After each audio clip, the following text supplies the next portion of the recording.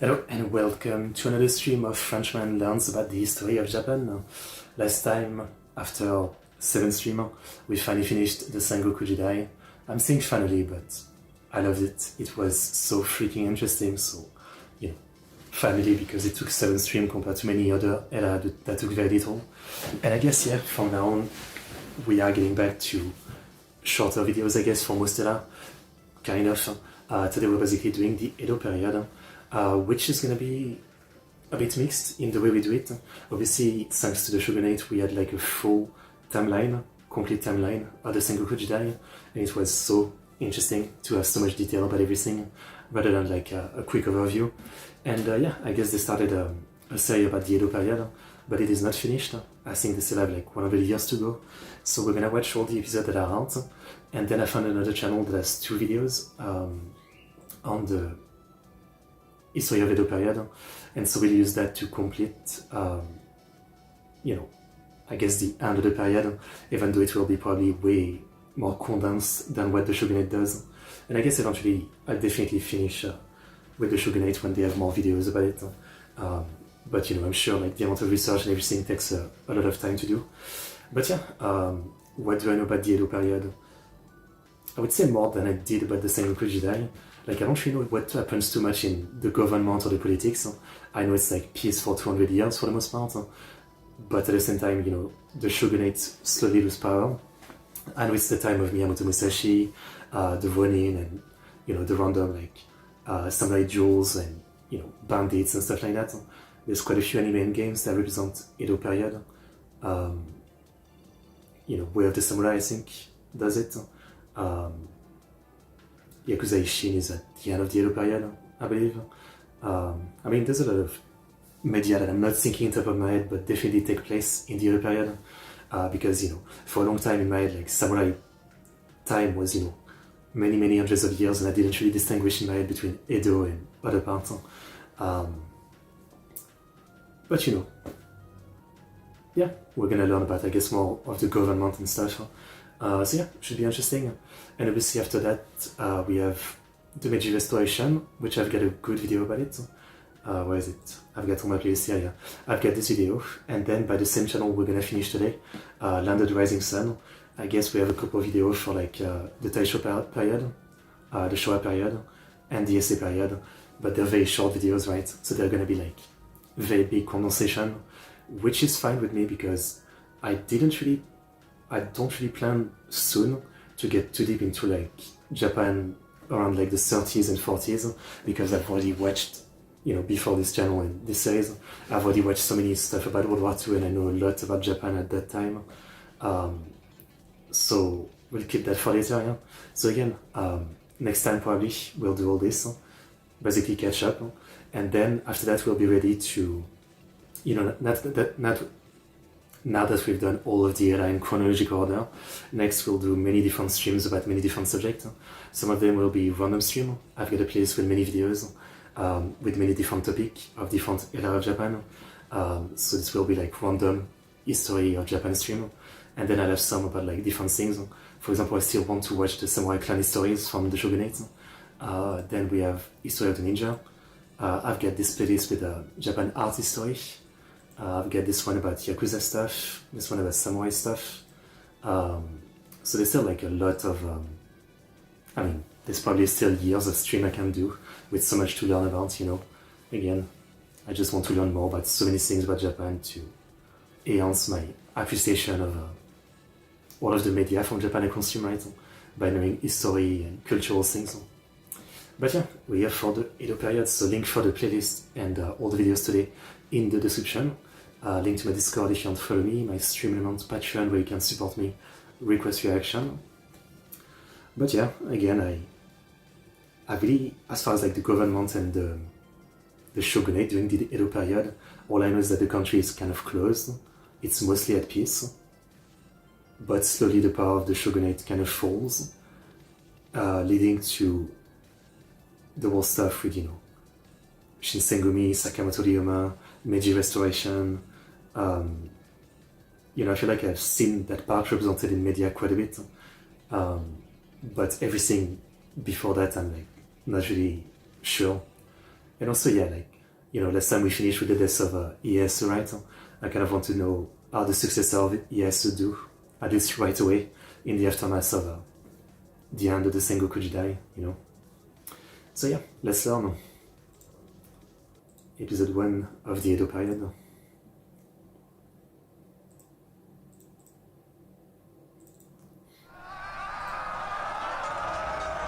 Sengoku Jidai had lasted for almost 150 years. It was the most chaotic and violent age Japan had ever known. Yet throughout the final decade of the 16th century, three mighty samurai warlords would rise up to restore peace and stability to the fractured land. The last of the three unifiers was Tokugawa Ieyasu, who would go on to establish the most powerful samurai regime of all time. Indeed. Indeed.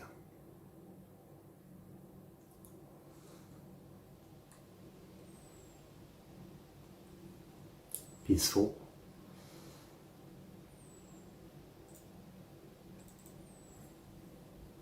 A sudden calmness.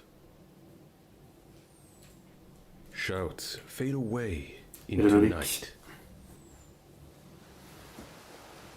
Blood once spilt, now dries.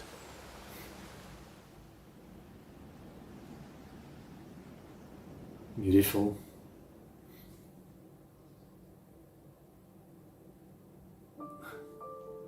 Cool transition. In 1603, just several short years after what can be considered the most significant battle of Japanese history at Sekigahara, a new era began. It was here, Tokugawa Ieyasu, the final of Japan's three great unifiers, was proclaimed the new shogun, ultimate ruler of the warrior class, and effectively the leader of the country. It had been 3 decades since anyone had held such a title, as the previous shogunate had been dismantled by one of Ieyasu's predecessors, Oda Nobunaga. Yep. But now, the title had been reclaimed by arguably the mightiest force to ever wield it. Skillfully, with tremendous tact and grace, Ieyasu had maneuvered his way to the top, destroying his rivals, securing his allies, and cementing his position as the sole ruler of the land. And it was here, from his power base of Edo within the Kanto Plain, that his military government dominated the nation and ushered in the era which bore the name of his capital. Yeah. For almost the past 150 years, Japan had been at war with itself, as autonomous samurai warlords who came to be known as daimyo all vied for power and regional influence. This was to be the Sengoku Jidai, an age of unparalleled violence and revolution, which I detailed throughout my past 64-part series. But now, we have at last arrived at a new age of peace and stability. Although one final major conflict was to be fought at Osaka throughout the end of 1614 and into 1615, this being the real true finale of the Sengoku Jidai, the official start of the Edo period overlaps this, thus I chose to cover the Osaka campaigns within my previous series. Now, this new era, which started in 1603, would go on to last for over 2 centuries, before finally coming to an end in 1868. Even still, to this day, this remains the longest reigning period of any regime Japan has ever known. I guess, yeah. It is here, throughout this Edo period series, that we will look to cover its story. From its origins being birthed out of the age of chaos that was the Sengoku Jidai, to its eventual and inevitable conclusion through the fires of the Boshin War. Let us examine this final great age of the samurai, as their authority rose to new heights and their grip was made iron across the land. Let us witness how the Tokugawa shogunate would rule Japan as the mightiest samurai government the country would ever see, but also how they would eventually decline and one day be toppled, bringing about the beginning of modern Japan. Nothing lasts forever, I'm very interested. Let's go. New intro for this one.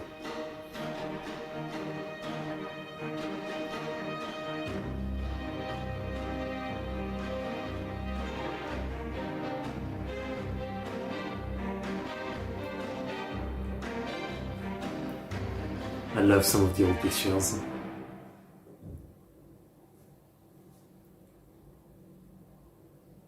The Edo period. Foundation of the Bakufu. The shogunate. Tokugawa Ieyasu had been a patient man. For most still of his exists. life he had watched and waited, but it was clear that deep down he always harbored a greater ambition. We saw this in brief and rare moments when he strikingly set out to pursue ambitious aims, be they rebelling from the Imagawa against Takeda Shingen at Mikatagahara, Yeah. Toyotomi Hideyoshi at Komaki Nakakute, forging a connection between his family and the old line of the Minamoto, and even standing stalwartly against the notion of sending any of his own troops to the doomed invasion of Korea. But his moves had also been calculated, smartest and by move. the year 1600 he prepared to embark on the greatest gamble of his lifetime, moving against the Toyotomi regime in the aftermath of Hideyoshi's passing. A risk that would come to pay off at his momentous victory that he would achieve at the Battle of Sekigahara. With this triumph, he had won control of the country, and within 3 years, the Edo period, the Tokugawa period, would officially... It does feel weird that it doesn't sit right with me that the Edo period doesn't start after the siege of Osaka. I don't know. I'm guessing it might be debated in history circles, but I don't know. Those battles were truly the end of, the Sengoku Jidai, so... But I guess the Sengoku Jidai wasn't really an age itself. Like, it was part of the Azuchi Momoyama period or Muromachi period. So, yeah, with the shogunate. begin. It is also here that it seems we can logically begin to call him the third great unifier, as after having seized control of the nation, he had formally inherited this distinction which we attribute to him today. Had he failed in this great gamble, there may never have been a third great unifier, lest the title instead perhaps go to one of his rivals at Sekigahara. Instead, it rightly went to him, as for Mitsunari would have been the fourth great unifier. For the remainder of his life after his great victory, he would cement the power he had achieved and establish the final great shogunate to ever reign supreme. He would even later come to fight one last legendary war in which he would crush the remnants of the Toyotomi family in 1615, securing that no one would seek to challenge his family again for generations to come. He would rule from Edo, what today is modern Tokyo, his capital from which he had reigned since the early 1590s when he had been relocated to the region following the capitulation of the Hojo clan. What had been Toyotomi Hideyoshi's final major threat within Japan and step towards unifying the land. It was here Ieyasu had constructed the mightiest power base within the nation, not just through his own ability, but also through the failure of his old rivals. As resources were drained away into Hideyoshi's hopeless war in Korea, Ieyasu had sat back and amassed his power and wealth. And by Hideyoshi's death in 1598, there was no greater power in the land than Tokugawa. Ieyasu's succession had been written on the wall, and despite those who bravely tried to stop him, in the end he was at last victorious. Influence no longer resided within Osaka or Fushimi. The Taiko and his dominance was no more, for as the dust settled over Sekigahara in 1600, Edo was the only true bastion of power remaining in Japan. Eastern capital. From there, Ieyasu's military government continued to rule. Yet all that was missing was the official distinction of it being the legitimized government of the nation as a whole, something which of course he was to receive in 1603. It was here, in March, that Ieyasu traveled to Kyoto, and while residing at the fabulous Nijo Castle, would be officially conferred the title of shogun by the emperor and the court. Thus, his military government, the Tokugawa shogunate, the Edo Bakufu, was born. Tokugawa Ieyasu would go down as perhaps the greatest shogun there ever was. Yet he would in fact only rule for a mere 2 years, eventually handing the title off to his son Hidetada in 1605. Ieyasu had done this to ensure that a stable... You know, it's kind of interesting, but for a long time I always thought of shogun as like just a military leader, right? I didn't really know the details of it being an official position kind of thing. So for a long time I would have thought that, you know, Oda Nobunaga or even Hideyoshi were like great shogun, but they weren't actually shogun. They didn't actually have the title. Now obviously, you know, with my own definition that I thought was right of great military leader, I guess they count.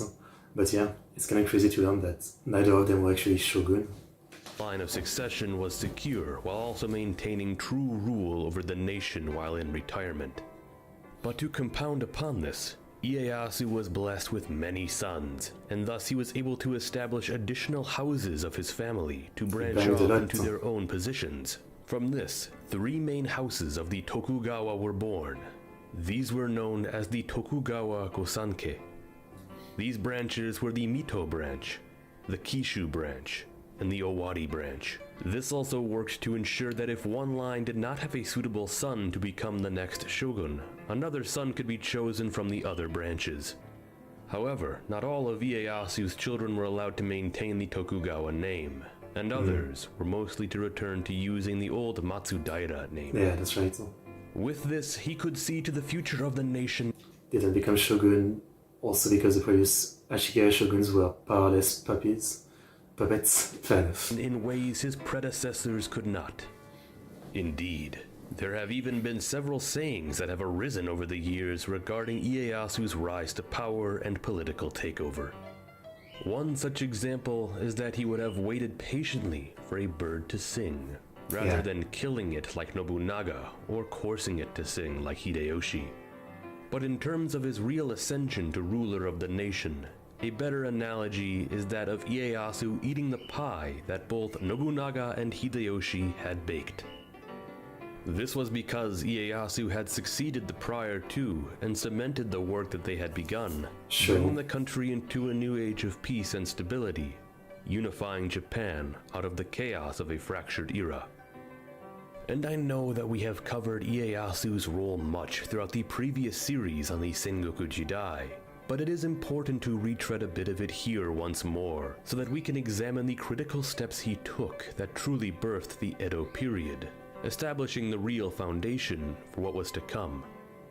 Ieyasu, unlike the future generations of Tokugawa shoguns, can be seen as the greatest, not just for his political endeavors, but also that he was really the only shogun of the Edo Bakufu who had to be a competent and accomplished military commander. Ieyasu had to survive the end of the warring era, and he had to fight his way to the top. No other Tokugawa shogun would ever require the same dual mindset that Ieyasu was forced to possess, one within statecraft and one within warfare.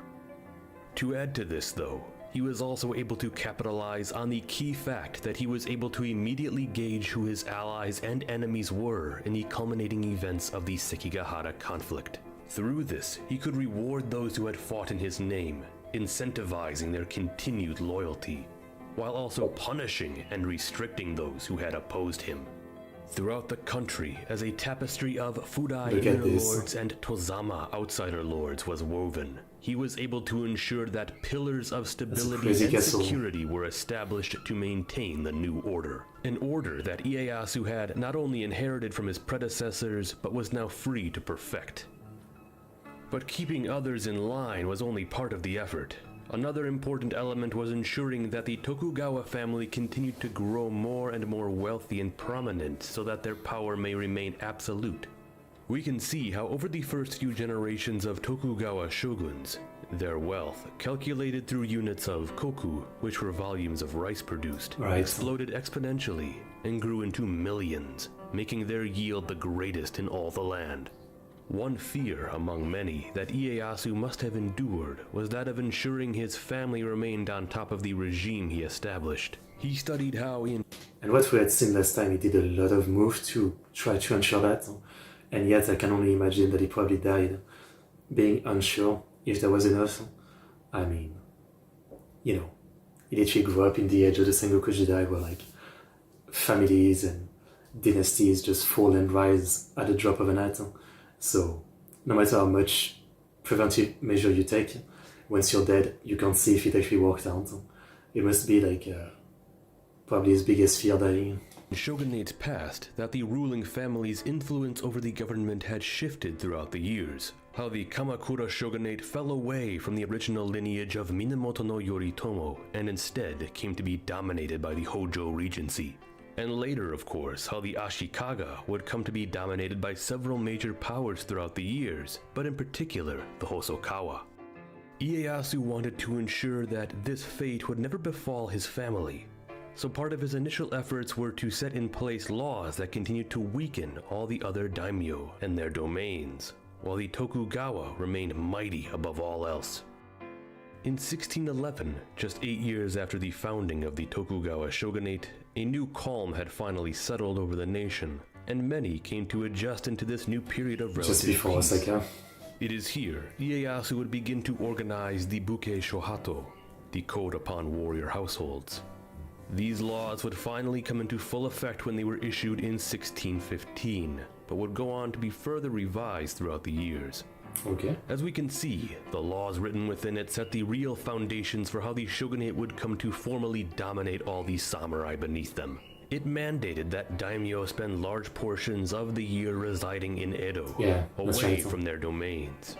It restricted the ownership of castles that daimyo could possess down to one, and further forbid any construction, renovation, or repair upon such castles without express permission from the bakufu. It instructed lords to live more frugally so that they did not overindulge in luxury and lose themselves in splendor and greed. It prevented certain samurai from being employed if they had a troublesome past. It also strongly prohibited samurai from engaging in drunken and foolish behavior. It incentivized that samurai should study literature and military arts side by side. And among many other things, it ultimately enforced the rule of the shogunate in all aspects of governance. This was to I mean, it all sounds great on paper, right? I mean, it's an... I was going to say overcorrection, but that's not right. It's a massive amount of trying to fix the last 150 years, or, trying to learn lessons from the 150 years before, I mean... But at the same time, what often happens, right, is like, after a long time of war, you want to bring peace by, course-correcting and trying to make many laws and adjustments to society so that people are like a lot more peaceful, but often it just makes it that people eventually forget about the horrors of war and are like willing to go to war again, right? That's what happens. to be the beginning of the real formal chains that were forged to bind the country under the 200 years of authority of peace is pretty the good. Tokugawa regime. It was Ieyasu's efforts coming full circle. He would of course also issue a similar decree that directly set the further precedent for how the emperor and the court was to exist in the new era as well. This would come to be known as the Kinchu Narabini Kuge Shohato, or Law upon the Emperor and the Court Nobles, which I actually covered in my previous video examining the relationship between the samurai and the nobility. This document is perhaps just as significant as the Buke Shohato, because while the code of warrior households worked to rein in the samurai lords beneath the shogunate, the law upon the emperor and the court nobles was designed to put a stranglehold on the nobility above the shogunate. It consisted of a further 17 articles which laid down the purpose of what the emperor should be, how significant nobles get promoted and dismissed, what the official rank of samurai were in the grand scheme of things, and how to name each new era, as well as so much more. This was to be the first time laws were codified by a reigning shogunate that officially restricted the position of the emperor in the court, and they would come to endure until the end of the Edo period over 2. I mean, what did they do? Okay. I was gonna say, it's a long time coming. It's been like hundreds of years of the emperor having, baby power at this point. Huh? It's been such a long time since the emperor has really mattered. I mean, I guess Heian period was the last time where, they had real power, at least what it felt like to me. So it's a long time coming, All this time, all the shogunates after the Heian period and, what was the first one? The Kamakura shogunate. All the shogunates were still, I guess not fully willing to directly put rules onto the emperor, but, in reality they really didn't have that much power anymore, so it could have been done a while ago. Centuries later. But while Ieyasu saw fit to put into law that the emperor should really just be a figurehead who focuses on his own learning above all else, there was one very significant ritual that Ieyasu ensured that the emperor would continue to do. This was the emperor being responsible for officially conferring the title of shogun upon each new shogun of the Edo Bakufu. It wasn't simply a title to be passed down or inherited from father to son and so on. Instead, when the time came for the next member of the Tokugawa family to rise to the position, either through retirement or death, the new family head would be required to receive the honored title from the emperor himself before officially being considered the shogun. Actually, it's surprising. I thought for a second that the point was to, finally take away most of the power from the emperor, but that's actually a choice. And although this obviously seems like a move that was one forcefully put upon the emperor who had no real say in the matter, the fact that it was still he who was essentially crowning each new shogun put divine legitimacy behind the rule of the Tokugawa. Through actions like these, we can see the steps Ieyasu took to cement the power he had established, for he was not only succeeding the prior two great unifiers, but now he also was succeeding the prior two shogunates. He had to do his best to ensure that everything from the past could be learned, remedying the mistakes and shortcomings of past leaders and regimes to form the strongest and most stable government the country has ever seen. In the end, he would lay the foundations of what would be one of the mightiest authoritarian dictatorships throughout all of history. Of course, much of his efforts would continue on for the final 11 years of his life after he had retired as the shogun in 1605. Becoming an Ogosho, a retired shogun, handing things off to his capable son Hidetada, who he may have been wary of in the past. But we will really need to cover Hidetada in the next episode. Not here, not yet. Instead, as Ieyasu drew near death, and after his final victory at Osaka in 1615, which officially ended the threat of the Toyotomi family once and for all, he must have no doubt felt some semblance of peace at last, knowing that one of his final remaining threats to his family had been dealt with in a grand display. As now, Toyotomi Hideyori was dead, Osaka Castle was burnt to the ground, and the heads of many of those who had stood against him were now fixed atop pikes. Man, I wonder what happened to the Sanada. Were they fully wiped out after this? The Sanada. That line the road all the way to the capital. This victory, among his many other important decrees, was yet another move towards placing the country firmly under his family's control. But as he neared the end of his days, we can see he would keep close company with certain figures who he found to be of great merit. Prominent monks, famous merchants, powerful and loyal vassals, Confucian scholars, and of course, William Adams, an Englishman who had arrived in Japan at the turn of the century. Adams had become a significant asset to old Ieyasu, a figure who I have covered in a separate video. Again, this is supposed to be, the guy from Shogun, basically. Even though Shogun is historical fiction, right? Toranaga is Ieyasu in Shogun. And, this guy is the Anjin. But very much worth mentioning here. Because what should be noted was that while future generations of the Tokugawa would become suspicious of the outside world and eventually choose to close the country, that was not entirely the case for Ieyasu, as he instead did keep a great interest on foreign affairs, and specifically what William Adams, later known as Miura Anjin, was able to tell him and help him with. Working with Adams, Ieyasu was able to clear away the deceitful relationship that the Portuguese had established in Japan, and later would go on to build up potential trade relations with England and Spain, though not much would ever truly come of it. I do wonder why Shogun, I'm fine with a lot of it being historical fiction, but why did they change, the actual historical figure name, Toranaga being Toranaga rather than Ieyasu? Well, I guess a lot of the plot in Shogun is still, very different from what actually happens. Fair enough.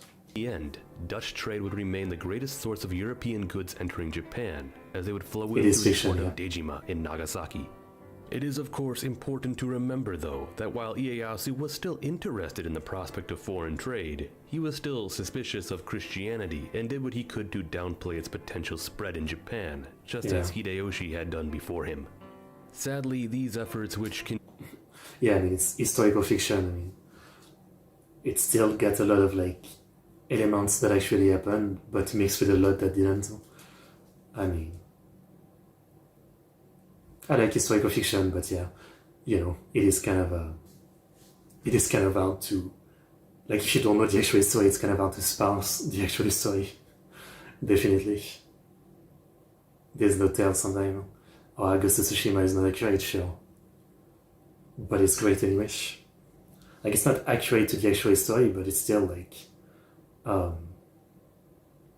it still gets some spirit of the story, I guess is how you would put it. Yeah. Continued to look abroad would not be kept up after Ieyasu's death, as Hidetada and future generations moved increasingly in the direction of choosing to close the country off, until the age of Sakoku would at last begin, something we will cover at a later date. But for this video, I think we have covered the main elements of the foundation of Ieyasu's great regime. The Tokugawa shogunate has been born. Begun, the Edo period has. Ieyasu would of course come to die in 1616, a year after his final major triumph, and with his family firmly in control of the nation, all thanks to his brilliant and persistent leadership. He can be defined as one of the greatest and most influential samurai leaders of all time. But as we will come to see, the story of his family has really only just begun, as we will come to examine the reign of his many sons, grandsons, and great-grandsons in the episodes to come, following the fascinating story of the Edo period as it evolves and unfolds, forming into the modern Japan that it will one day be. Okay. Thank you for... Well, he's not doing the recap anymore, fair enough. I skip them anyway. Okay, well, I think most of what he said in this one we kind of knew. So this was a bit of a reminder of the stuff from last time, but nonetheless interesting. So yeah, part 2 should be where I'm blind to everything. I guess we can skip the intro and go straight to the start. In 16... Toddler Shogun branded Jin as an outlaw. I don't even remember that. To be honest, like, I love Ghost of Tsushima. I would still say this is like the best looking game I've ever seen in terms of like art direction, but the story I found to be very meh, and so I don't remember much of it outside of like, you know, you fight the Mongols and that's it. The war taking examine how would he contribute? The reign of Hidetada. Tokugawa Hidetada was born in Hamamatsu in 1579, the third son of Tokugawa Ieyasu by way of a concubine. He was by no means initially destined for any real greatness, as at the time of his birth, he had 2 older brothers ahead of him to inherit what they could from their father. Unfortunately though, and also lucky enough for Hidetada, his eldest brother Nobuyasu, who was around 20 years old at the time of Hidetada's birth, was not to be around for long. In 1579, Nobuyasu's mother, Ieyasu's first wife, the Lady Tsukiyama, was rumored to be engaging in acts of treason against the Oda. This erupted in a series of sad events that left Ieyasu with no other choice than to order the deaths of both of them. So quickly we can... Isn't everybody like acting in treason against the Oda? In some Warriors I learned, I mean, I don't even know if it's real because again, historical fiction, potentially, but isn't Noime, who was the daughter of the Viper guy, and she was like the wife of Nobunaga, but she was betraying Nobunaga for her dad, trying to like pass on information, but it was Nobunaga's plan.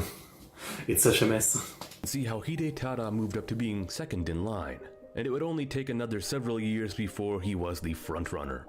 In 1584, as part of the peace deal after the clash between the Toyotomi and Tokugawa at Komaki Nagakute, Ieyasu had to hand over his second son, Hideyasu, over to the Toyotomi as a political hostage.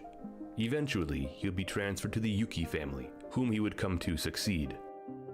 This meant that, soon enough, Hidetada had become the primary heir to Ieyasu's growing domain. Yet although he had come to be such a significant figure simply through succession, he had little actual renown to his name for any great deeds that he had accomplished. This leads to the speculation that he may have wanted to fix the issue by the time of the Sekigahara conflict in 1600, where he had a real opportunity to finally earn a name for himself through warfare. It was here, while his father was trying to seize the nation for himself after the passing of Toyotomi Hideyoshi 2 years prior, that Hidetada would be given an important task. The great armies of the Tokugawa were to march west and deal with Ishida Mitsunari and his western army of Toyotomi loyalists. But while Ieyasu was to travel up along the Tokaido Road, Hidetada was instructed to take the Nakasendo, a path which would lead him by the hostile Ueda Castle, home to the Toyotomi loyal Sanada Masayuki. I mean, it's like, as I said before, on one side, you can blame the guy for being kind of stupid and reckless, but also you have to give him the benefit of the doubt of, his dad gave him like this massive army as his first command with no experience, and basically he has to siege what has proven to be like one of the best defended castle. So, he fucked up, but it's not only on him. I mean, the odds were against him. No experience, crazy strong castle, Hidetada was to leave a token force behind to mask the castle, and then continue on to link up with his father. However, he had other plans. Also, he wasn't supposed to take the castle, okay, I see. Entirely. To what many assume today was a simple attempt by Hidetada to earn glory and fame, he pressed hard to actually seize Ueda. We actually covered this entire event in episode 55 of my Sengoku Jidai series. Yet, just like 15 years prior, the Sanada held firm in the face of the Tokugawa advance. Hidetada would never take Ueda, and when he finally realized his blunder and tried to rush to meet his father in the west, he would never arrive in time to support him at Sekigahara. Which could have been like lead to Ieyasu's defeat, right? Because there was a lot of reinforcement. This nearly resulted in his father's defeat, were it not for the turncoats who betrayed the Western Army and gave Ieyasu the edge he needed to break Mitsunari's line. Furious at his son's actions and how he may have nearly ruined everything, it is believed that Ieyasu refused to speak with him for some time. This was a shame that Hidetada would have to carry for the rest of his life, and one which I'm surprised he didn't seppuku. Would put a great deal of strain on his relationship with his father. With Ieyasu now poised to seize the nation, new doubts about his son's ability to lead would surely have caused a bit of wariness. Hidetada had proven that he was still very inexperienced when it came to military leadership, and this was something which Ieyasu would have been somewhat cautious of. However, due to the fact that it looked as if Japan was on the brink of a new era of peace and stability, this concern may have been one which Ieyasu was more able to look past. Eventually, he and Hidetada were able to reconcile, and Hidetada was to remain Ieyasu's primary heir. 3 years after Ieyasu's victory at Sekigahara, he would be named the new shogun, beginning the age of the Edo Bakufu. Yet as we know, within 2 years he would also retire and hand things off to Hidetada. Yeah. Yet despite now being the official shogun as of 1605, his power for a time would remain rather limited, as Ieyasu continued to dominate politics for roughly which seems like a good thing. I mean, again, he didn't do anything yet. Hidetada, like the only main thing that he did was mess up the Ueda Castle thing, so I guess he does need his dad behind the scene to guide him and give him experience firsthand, yeah. Another decade. The act of retiring but remaining in power was a tradition which occurred frequently throughout Japanese history, as it was important to name and pass titles onto an heir while still holding the majority of power, thus ensuring a smooth transition and continuing stability. It was a luxury that Ieyasu's predecessor, Toyotomi Hideyoshi, was unable to afford, and one which Ieyasu was all too eager to achieve. I mean, Hideyoshi's problem is that he didn't bang enough women, I think if we look at it objectively, the Imjin War happened because Hideyoshi was not horny enough. I said it, controversial maybe, but if he had banged enough women to have enough son, the Imjin War wouldn't have happened. I said it. Hidetada was actually a good administrator. He didn't end up like Yorimoto's sons, yeah. I mean, I guess we're gonna find that out, how well he does, but Yoritomo's son, well, there was something. From this point, Ieyasu relocated to Sumpu, where he was Just to like act as the Napoleon. Ogosho, or retired shogun, while Hidetada was to remain in Edo. But Hidetada was also part of another one of his father's schemes. For Hidetada's own firstborn daughter, Senhime, who was just around 6 years old at the time, would be wed to the young Toyotomi Hideyori in 1603. Hideyori was the only son and heir of Hideyoshi, and the idea behind this was to keep the Toyotomi in line through the binds of marriage. With any hope, perhaps another war between the two families could have been avoided. Unfortunately, this ultimately wouldn't work, as by 1614... In most of the Sengoku Jidai, the marriage to avoid a war didn't work out too well, most of the time.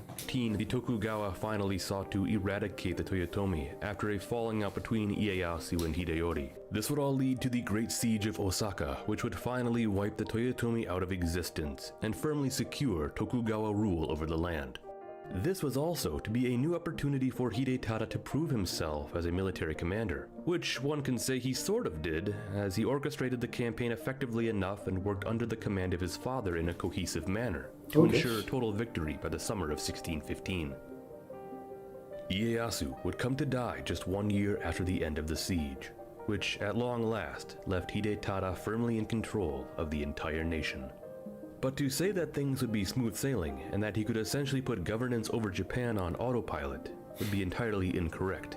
Not to mention the notion that his actual legitimacy may have appeared far lesser than his father's, being that Ieyasu had a massive era-defining victory at Sekigahara which secured his position. Hidetada had no such event that held him firmly in his place, other than simply being Ieyasu's son. He would need to work hard to earn... Which, you know, I mean, not much you can do about it. I mean, you're not gonna start another war just to prove yourself. I mean, don't think of invading Korea again, please. ...earn his position. The only real effective solution to this now in the new age of peace was to be productive, continuing to build upon and cement the systems that his father and his predecessors had laid the foundations for. There were already plenty of laws, codes, rules, and systems that he and his father had already worked to implement, things which served to restructure the country and bind it together under the reign of the new Bakufu. And to this, we see three core elements that Ieyasu would entrust upon Hidetada in order to continue the mission of building the shogunate into the strongest, most effective, and efficient force it could be. These were 1. Forging stronger legitimacy through connections with the imperial court, something Hidetada would later seek to do by marrying his third daughter to the emperor. Not to mention, there had also been the previous implementation of the Kinchu Narabini Kuge Shohato, which served to further structure the inner workings of the court and also define their relationship with the samurai class. We've talked about this a few times before. 2 was establishing stability through implementing harsh codes and laws to govern society. In particular, we can look at the samurai class specifically in terms of things like the Bakuhan system, which define the relationship between the many daimyo and their interaction with the Bakufu. We can also see the Buke Shohato, code upon warrior households, something we've talked about before, which served to create an elaborate set of laws that all samurai lords throughout the country had to abide by. And lastly, 3, which may be the most important of all, convincing the entire country why such a mighty military government would be necessary, thereby also justifying its at times oppressive nature and means of continuing peace and security. After roughly 150 years of incessant war, the concept of the nation at peace would have been bizarre, not in terms of I mean, anyone alive at this point, well, most of them have only known war all their lives. They were born in it. Striving to achieve it and believing in it, but perhaps more so to visualize it, especially among those who had been born and lived through the tail end of the warring era. But securing a lasting peace had been something that Japan had been building to for some time, specifically through the actions of each of the 3 great unifiers. And now, with peace finally achieved, and a new mighty regime in charge, it was time to put all the preparations of the past into a cohesive motion. Of course, one might assume that since the samurai were in firm control of the country, that they were to live as lavish kings. But this was obviously not the case. In order for the shogunate to remain a well-oiled and authoritative machine, the samurai needed to be reined in as much as possible. Hence the need for things like the Bakuhan system and the Buke Shohato. It's really nice to see how much they've learned the lesson. I mean, on one hand, they could have been really scared to do any of this, to provoke the samurai again for, provoke them again and all the clan fracturing again and wanting to rebel because of everything, all the laws maybe imposed upon them, right? Because it's kind of, what happened in the first place, right? From like the early days of the samurai with the Taira and Minamoto, slowly getting more and more power, and over the decades, Heian period, the shogunates, just getting more powers to the point where like they just cannot be restrained. Again, it's nice to see how much the lesson has been learned.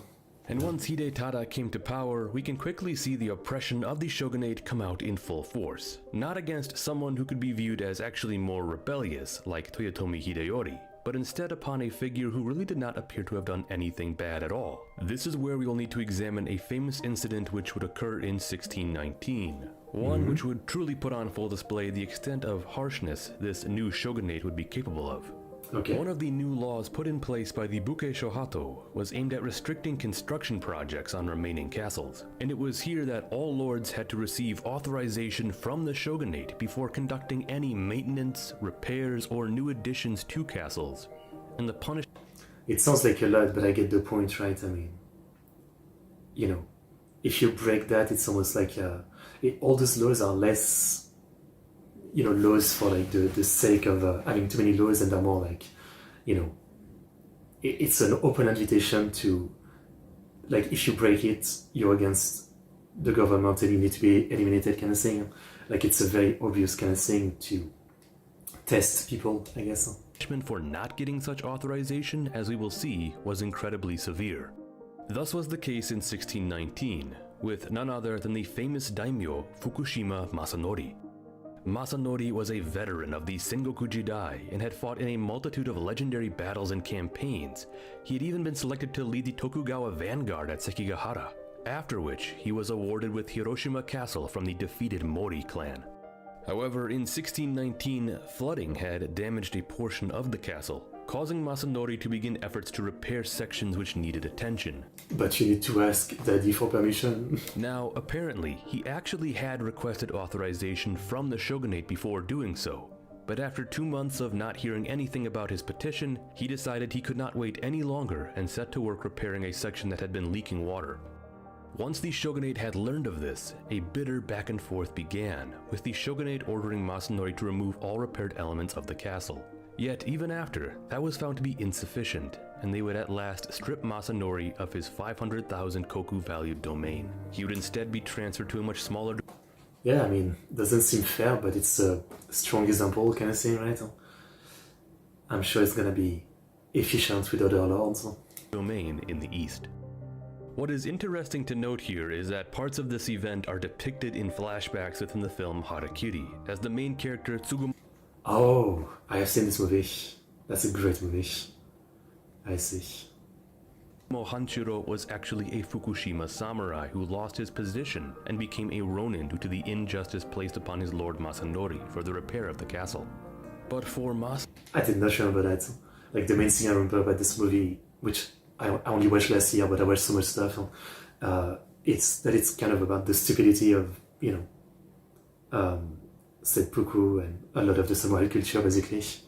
I mean, the insanity of some of the culture and customs and rigidness of it, I guess. Masanori himself, this incident illustrates just how far the shogunate was willing to go to enforce their authority, even if it meant hammering down harsh punishment upon a loyal war hero, such as Masanori. Now, besides just enforcing their will, there have been other possible ideas as to why this whole incident even occurred in the first place. One theory was that it was largely to keep Masanori in line, someone who was perhaps viewed cautiously due to previous behavior. While another theory makes Masanori the casualty of a higher-up political squabble between two high-ranking Bakufu officials, which in the end resulted in Masanori getting burned for their heated dispute. Whatever the case, Masanori was made an example of just how far the shogunate would go to suppress the many daimyo, which they would continue to do. Records indicate that strict enforcement of laws of the Buke Shohato would end up negatively impacting up to around 100 daimyo by 1650, through either total or partial confiscation of their territory. The incident with Masanori just happens to be one of the earliest and most well-known. Like again, thinking about all this, it's really like a double-edged sword, right? On one side, if it works, you're really like showing who's boss, and they basically have to accept, that they have to follow the rule under the shogunate. But also, coming off the Sengoku Jidai, it seems kind of scary to do stuff like this, right? Because if you push too much, you might just reignite the country into everybody, fighting because you're being too tyrannical or something. Yeah. What is interesting to note was that this incident occurred rather late in Hidetada's tenure as shogun, as we need to remember that he had been holding the title since way back in 1605, and it would only be 4 years later, in 1623, that he would choose to retire, just as his father had done. Yet Hidetada was only 44 years old at the time, compared to Ieyasu, who retired when he was around 62. In his place, Hidetada left his son, Tokugawa Iemitsu, another interesting figure who we will get into in the next episode. Yet for now, Hidetada would continue to pretty much run the nation while in retirement, once again, just like his father. And we can see rather quickly that one of his primary concerns while in retirement was actually in terms of foreign affairs. While Ieyasu had been much more interested with things abroad and building trade relations with the West, Hidetada appears to not have shared this fascination. It is also important to note that once Hidetada had come to full power after Ieyasu's death, that significant figures like William Adams, who were so instrumental in building trade relations, were swept aside.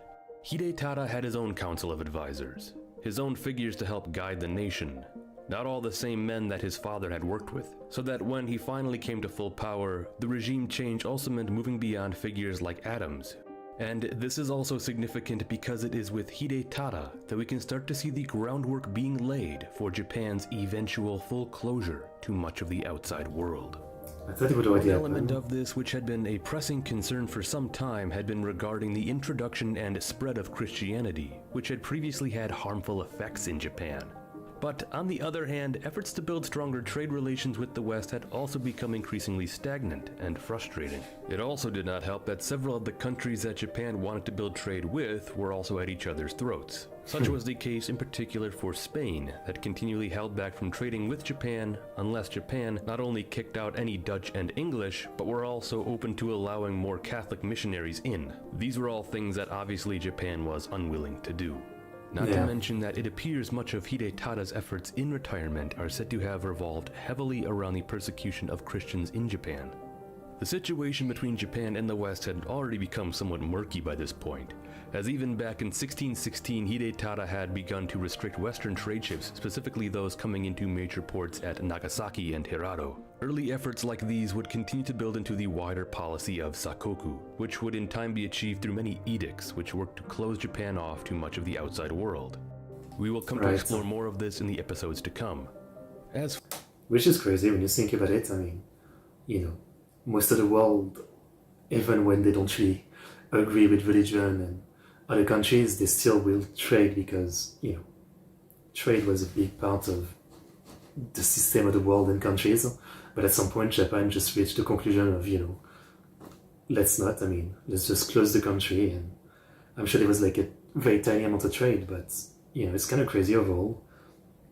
Especially because Japan is lacking a lot of natural resources, right?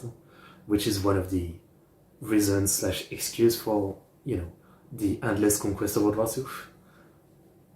But I guess at this time it didn't really matter, because I guess some of those resources, weren't used or cared for as much yet. For now though, we can see that foreign relations were not going well.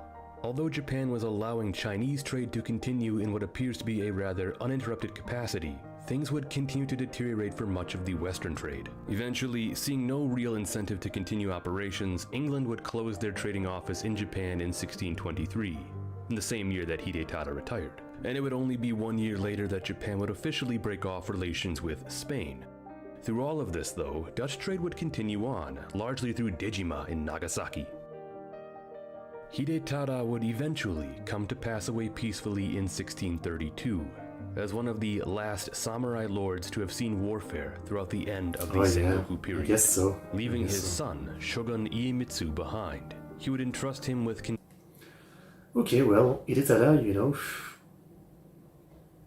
I do think I like him a bit better with all this context rather than just, his fuck up at Ueda.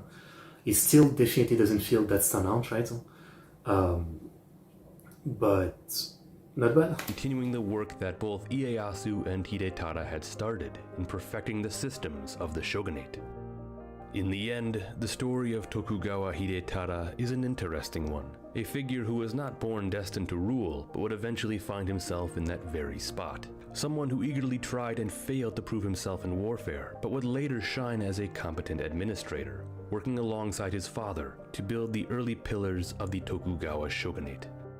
Yet, the work of cementing the real foundation of the Bakufu was not quite done, and as we will come to see, it will fall to Hidetada's son to finish the process. As in the next episode, we will look to cover the story of Tokugawa Iemitsu. I guess I can pause here, no spoiler. We're watching it right away. Okay, yeah, no, I mean, Hidetada again, obviously, I guess all of the shoguns after this will not feel that. They won't feel as grandiose as all of the people from the Sengoku Jidai, obviously, who had personalities and style and achievements that felt grander than life right now. Now that this is an era of peace, it looks, on paper, it looks less glamorous for someone to just be a great shogun in an era of peace where, he improved the life of people and maintained peace. But I guess realistically that is a better thing, even though it doesn't, if you compare the Hidetada to just, I don't know, Hideyoshi, no matter the fuck up of Hideyoshi is still such a massive figure that feels otherworldly, while Hidetada sounds just very meh, but at the same time, in reality, I guess we should be much more into someone who's managed to maintain peace, stability, and potentially improve, the life of the common people. Yeah, that should be someone we look at as in a much more positive light, right? But I guess humans are weird. I mean, we really idolize, warmongering, conquering, battle-angry rulers, emperors, kings, generals, right? We can't help it. We can't help it.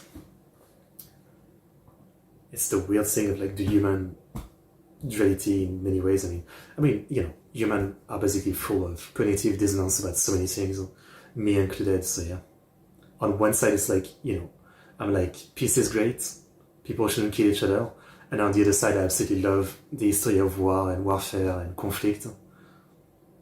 But I still love peace and I don't want war. It's weird, yeah. Episode 3, the Shimabara Rebellion. Oh. No peace. Skip the spoilers. Is this picture Sakamoto Ryuma? Not this one. Well. Where is it? Okay. That's one samurai guy. The Shimabara Rebellion. 1623, 8 years after the end of the siege of Osaka, a conflict often thought of as the final great clash of the Sengoku Jidai, and 7 years after the death of Tokugawa Ieyasu, perhaps the previous era's greatest leading figure, a man who had established the Tokugawa shogunate and ushered in a mighty reign of peace and stability to the nation. It was in this year that Tokugawa Hidetada retired from the position of shogun, which he had inherited far back in 1605. He now handed things off to his son, Tokugawa Iemitsu, making him officially the third shogun of the Tokugawa shogunate, the Edo Bakufu. At the time, Iemitsu would have been only around 19 years old, but history would go on to remember him as one of the Bakufu's greatest shoguns, overshadowing the legacy of his father Hidetada and finishing off the great foundations of the Tokugawa government that had been initiated by his grandfather Ieyasu. Despite this, as retired shoguns tended to do, Hidetada would still hold plenty of sway for the remainder of his life, as we covered in the previous episode. Sure. There are many stories about Iemitsu's life.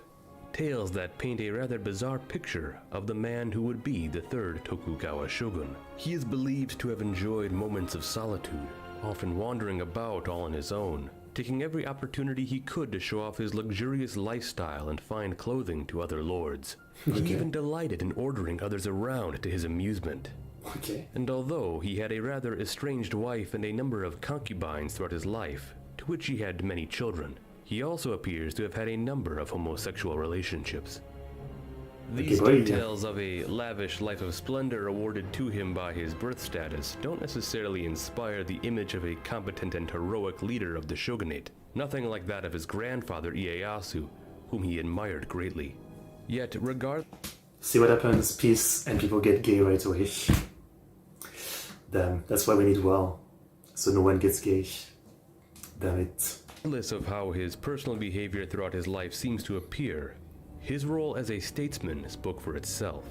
As I've mentioned, Iemitsu continued to expand upon the systems. I actually wonder how common that was. Like in China, the emperors I know well, pretty often, like, buy at least. There's a lot of stories about that.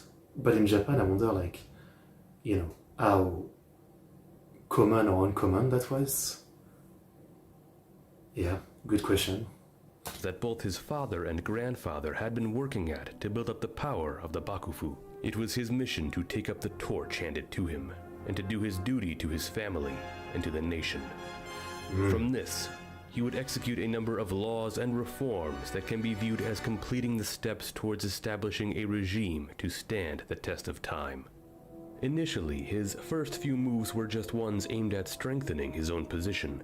He had his younger brother and rival, Tokugawa Tadanaga, stripped of his land and later forced to commit seppuku under the claim that Tadanaga was insane. Iemitsu also set about dismissing many of the high-ranking Bakufu officials who had served during the reign of his father Hidetada, and instead replaced them with longtime friends, years more loyal to him. Finally, in 1635, we see perhaps one of his most important initiatives, as he would revise the Buke Shohato, the code of warrior households, which had been put in place by his predecessors back as early as 1611. It was a document that established the laws of samurai families under the rule of the new shogunate. Ieyasu had initially introduced it, Hidetada had later expanded it, and now Iemitsu had revised it again. Iemitsu's new additions added further explanations of each point, adding more detail, clarity, and structure to the document overall, leaving less room for loose interpretations of rules that were mandated by the shogunate. He also added several additional articles as well, with one being regarded as perhaps the most significant, this being Article 9. This article established a system that came to be known as Sankin Kotai. This was the famous system in which lords were required to take up a residence within Edo every other year, while their families had to maintain it as a permanent residence. Originally, it was just meant to be enforced upon the Tozama outsider daimyo, but in time, it was expanded to encompass all daimyo across Japan, barring the exception of some faraway lords who were allowed to come less frequently. This was a system that had its roots back during the reign of Toyotomi Hideyoshi, but here now, it was a powerful tool for the Bakufu, as it ensured the loyalty of all daimyo in a way perhaps more effective than any previous method, as entire families were kept in Edo as hostages by the shogunate. Yeah, that's really bad. Iemitsu also continued to work on elements of foreign affairs as well, just as his father Hidetada had been doing. Christian influence was repeatedly and increasingly repressed, and Western trade continued to dwindle, especially after the exodus of the English and Spanish from Japan. What remained at this point was still some Portuguese, but mainly now Dutch trade, which continued to flow in from Nagasaki and was increasingly used as a source of great wealth flowing into the country. But as a whole, Japan had realized its new state of peace and security brought about by the Edo period, and from the top, the Tokugawa shogunate held an unquestionable grip. Yet to say that the Japanese at every level were now prospering would be completely false. And this is where we can still see that at the lowest levels of the common people, there was still plenty of the same amount of poverty and suffering that had existed for hundreds of years. Even without incessant war, much of the lower classes still were suffocated under the harsh face of samurai rule. Now, revolts were a common enough thing in pre-modern Japan. In fact, in years past, there were even attempts made to quell any possibility of them, with Toyotomi Hideyoshi's sword hunt perhaps being the most famous, as it removed weaponry that the peasantry could possess. I mean, as if you can't just grab a shovel, a kitchen knife, or something like that to fight back. Further restrictions were implemented by the Tokugawa shogunate, ones which ensured that each domain remained secure and isolated from one another, an effort which made it difficult for villages to effectively join up and conspire against the government. Despite this, lower-class insurrection was still somewhat common enough, due to all things from natural disasters, crop failures, intense taxation and poverty, and of course various social and political restrictions. It is believed that between 1590 and 1640, some 198 rebellions arose across the country. Yet, throughout the Edo period, the most famous that would occur, perhaps even one of the most famous rebellions in all of Japanese history, would be the Shimabara Rebellion. I feel like I haven't heard of it, so the damn. island of Kyushu had been a hotbed for tension for many, many years now. Not only was the island hotly contested over during the Sengoku Jidai, but it was also the hub where most European trade and Christian influence entered the country. It was a place in particular where Christianity had come to even flourish. This was in large part thanks to missionary work, and also the conversion of many daimyo and other samurai to the Christian faith. This too had been the cause of much tension, as Christians in Kyushu were recorded to have inflicted much damage upon local Buddhist institutions, so much so that even Toyotomi Hideyoshi is believed to have been taken aback by what he saw in Kyushu following his campaign there in the 1580s. Yep. But it is incredibly important to understand that the upcoming Shimabara Rebellion was not one solely started due to any religious aim, despite the fact that the Edo Soul, Edo not Edo. I got that, yeah. Period is pretty peaceful. Mass medicine, painting, and other cultural things were upgraded in Edo, not Edo. That's right, yeah. Peaceful. And yet, we have a rebellion. Okay. rebels unified themselves under the Christian faith. Rather, the cause of the rebellion was the culmination of a variety of factors, all of which rooted in the harshness of the times. Throughout the 1630s, Kyushu was facing a series of devastating floods and disease outbreaks that further contributed to a wider famine. But to make matters infinitely worse, those in Shimabara were burdened even more by a ruthless overlord. This was Daimyo Matsukura Katsuie. A little over 2 decades prior, Shimabara and Amakusa Island had been under the rule of Arima Harunobu, a Christian lord, who after an incident revolving around him and another Tokugawa official was stripped of his land and sent into exile, where he was later ordered to commit seppuku. Yet he had certainly left his mark on his previous domain, as much of the population had converted to Christianity. The new lords of the area now, the Matsukura, were strictly anti-Christian, and carried out a horrifying inquisition of torture and execution for those who refused to renounce their Christian faith. Yet, this alone was not enough to stir the populace into revolt. The suppression of Christians had already become a common enough thing across the country, and those suppressed had already developed ways of hiding their faith and carrying on in secrecy. What drove the people of Shimabara into revolt was the much more dire situation they found themselves in under the rule of the Matsukura. The Matsukura must have received clearance by the shogunate to construct the fabulous new Shimabara castle. To this, Matsukura Katsuie had enforced crushing taxes and brutal collection methods. A Dutchman located in nearby Hirado recounted what he knew of the poor treatment inflicted upon the peasants. He stated that the Lord of Shimabara opposed moreover upon rustic samurai and other farmers more taxes, and forced them to raise such a quantity of rice as was impossible for them to do. Those who could not pay the fixed taxes not only received burns, but some were burned to death. This revengeful tyrant, not content with his cruelty, ordered women to be suspended quite naked by the legs, and caused them to be scoffed at in various other ways. Well, damn. What is the shogunate doing? That's exactly the kind of lord that's doing too much and you need to, deal with. Not some lord who's just remaking his castle. This severe injustice, paired with the famine and the Christian persecution, was all too much to bear. The people of Shimabara were really only left with one course of action: to rise up against the Matsukura. The spark that lit the fuse to the whole rebellion occurred on December 11th, 1637.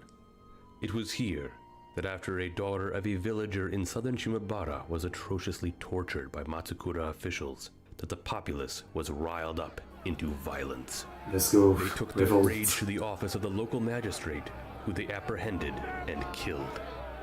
This was the point of no return. Had this been the only act of defiance, it would have been met with excruciating punishment from the Matsukura. Instead, the only path forward now was to continue the fight. The murder of the magistrate echoed across the domain, and soon more villages began to take up the cause, as scores of peasants flocked to join in. There was even a good number of former Arima samurai turned ronin who eagerly sided with the rebels as well. In the following days, this ever-growing force marched north to the location of the new Shimabara castle. Unequipped to actually assault the castle itself, they outnumbered and trapped the Matsukura garrison inside, and then turned their attention to the surrounding castle town, to which they burned. Word of the revolt continued to spread, and more villages in the area aligned themselves to the cause of the rebels. Eventually, it even spread to Amakusa Island. While some still resisted the call to action by the rebels, those who were not cooperative were harshly dealt with. The Shimabara Rebellion was officially in full swing. The rebels were obviously united by a number of factors, from the awful treatment they had endured to the famine which threatened their very lives, and of course, their suppressed Christian faith. Over the years, there has been no more defining feature of the rebels that has emerged than that they were a united force of Christians. But, yeah, it seems like it was way more than that. This has often led to the rebellion as a whole getting often dubbed as a Christian revolt. However, that is not entirely accurate to say, despite the fact that yes, the majority of them were Christians and took to heavily identifying their forces as such, erecting ornate Christian banners that bore the symbols of Christendom. Christianity was not the main cause of the revolt, but instead an integral unifying factor in the uprising among all those who chose to rebel. Even the shogunate, upon learning of the insurrection, would come to largely view it as mainly a Christian uprising, which made it appear all the more threatening to them after all these years of trying to rid the country of all Christian influence. This all leads to the rise of one of the rebellion's primary leading figures, that of a young boy named Masuda Shiro, also known as Amakusa Shiro. Sources say he came from a farming family on... Man, I'd really never heard of this part.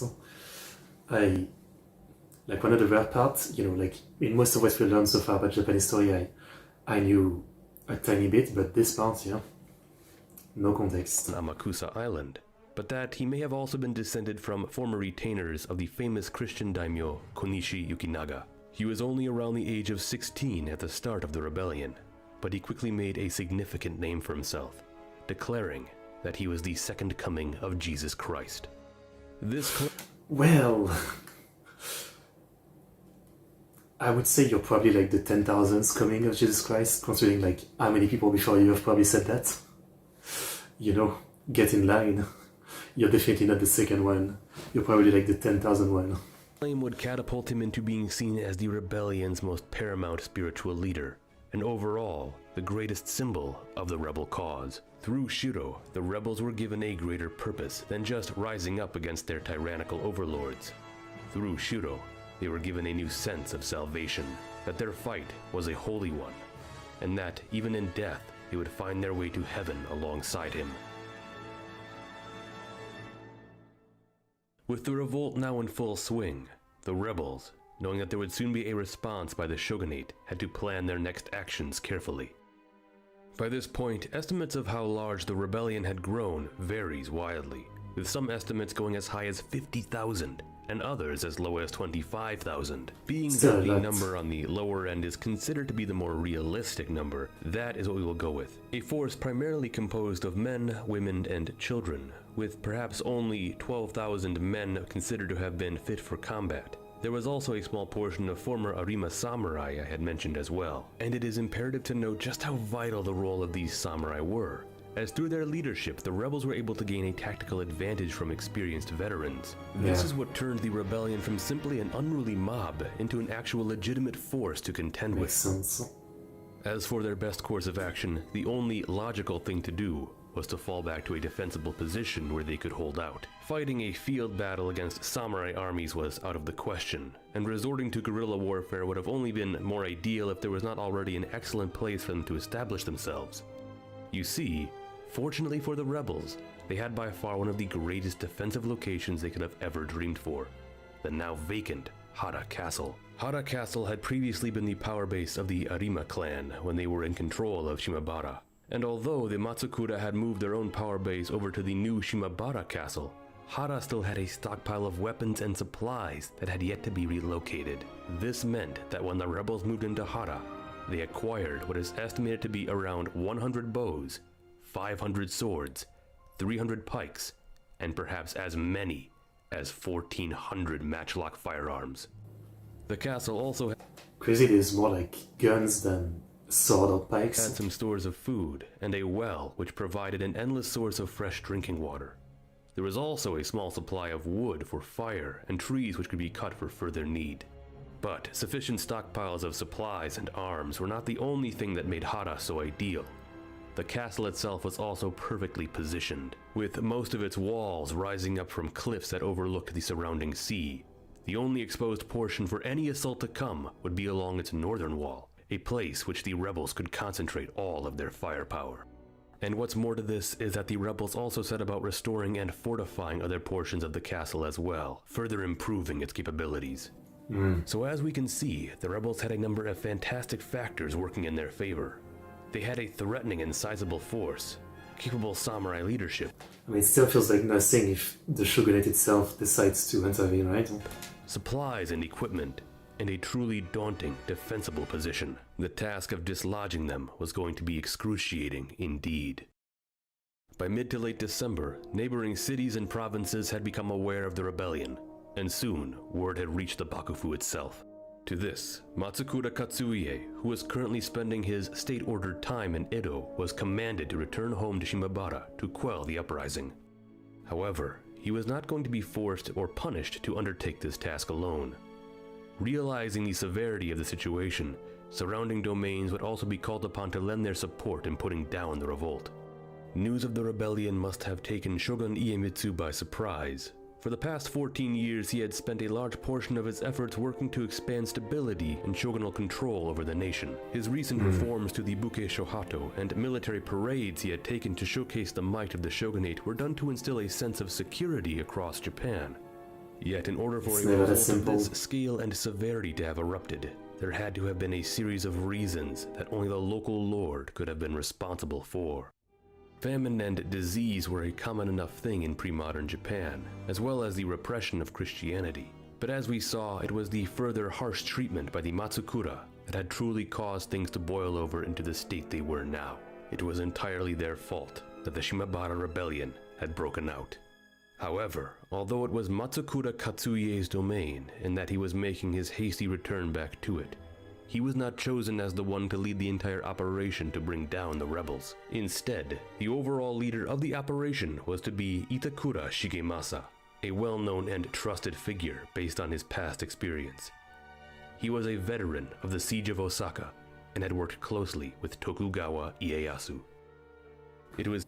Yeah, I guess it's still like 2 decades after that, so there's still a lot of veterans, yeah. He, along with Ishigaya Sarakyo, who were ordered to advance as an expeditionary force to march on Hara.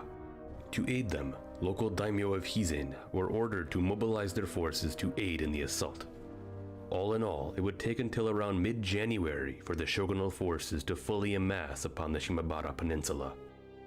Once arrived, they would face their most difficult conflict since the end of the siege of Osaka, as a large and heavily fortified force stood to oppose them, all united under a common cause and faith, and inspired by a figure who they believed to be their messiah.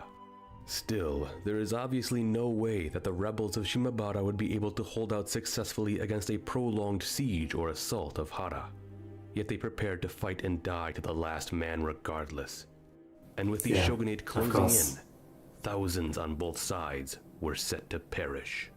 We will witness the great siege and climax of this entire conflict in the next episode. But it's like Osaka, it's another doomed thing. I totally understand why they rose up. Religious repression, a tyrannical lord who's, killing them by taking all their food, the shogunate not intervening.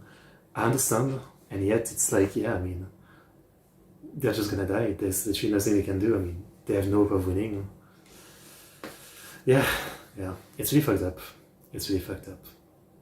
Episode 4, the part 2 of the rebellion. It's really unfair,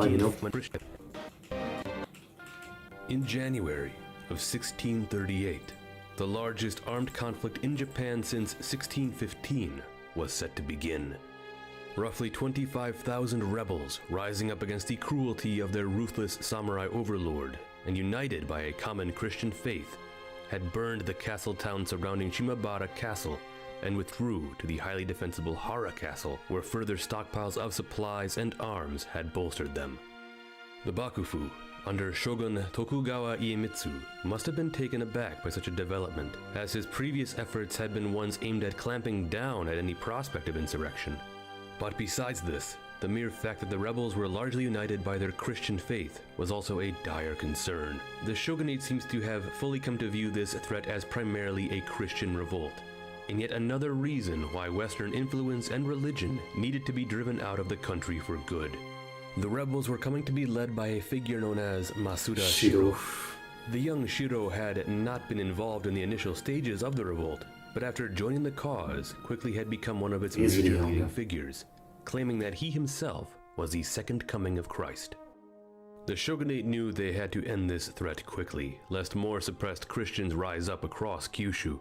Matsukura Katsuie, the tyrannical daimyo of Shimabara, had been ordered to return back to his home domain to quell the rebellion. Yet on top of this, the shogunate had also dispatched additional forces led by the notable Itakura Shigemasa to act not only as a vanguard force, but also the main military effort to dislodge the rebels.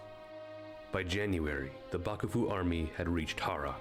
The rebels took note of the amassing forces and prepared for what was likely a coming assault. It is estimated that within the stockpiles of weapons that they acquired within Hara, they had come into the possession of some 1,400 firearms. The opposing shogunate forces may not have been aware of this, as by the end of the month, with Itakura, Ishigaya, and Nabeshima forces converging as one, Shigemasa ordered the first attack on the castle. Yeah, I'm guessing it's gonna go wrong on the first attack, but again, it's doomed eventually, right? Due to the castle's strategic location along a cliffside, it was only to the north where a conventional assault could really come from. Early in the morning of January 30th, shogunate forces began attempts to storm the castle walls, yet they were met with a hail of bullets as the rebels rained death down upon them. For the first time in over 2 decades, samurai died by the hundreds, if not thousands. Seeing the attack was failing, Shigemasa called for his forces to fall back from the walls.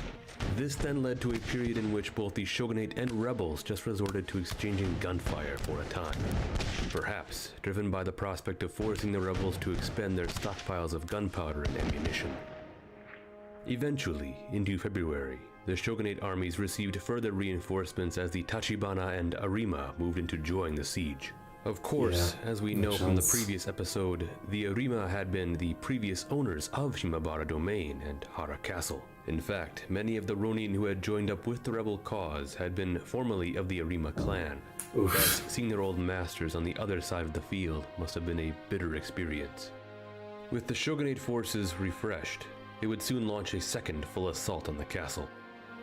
Yet, just as in the first attempt, the gunfire from defenders cut the assault to shreds. Despite having superior numbers and fresh troops, they died in mass as they tried relentlessly to seize the walls. Try as they might, they once again were met with failure. Shigemasa was forced to call off his second assault. One record indicates that the shogunate may have suffered as many as 4,500 troops either killed or injured that day. Wow. Shigemasa's 2 failures to take Hara were now plain and clear for all to see, and the Bakufu had certainly taken note of it.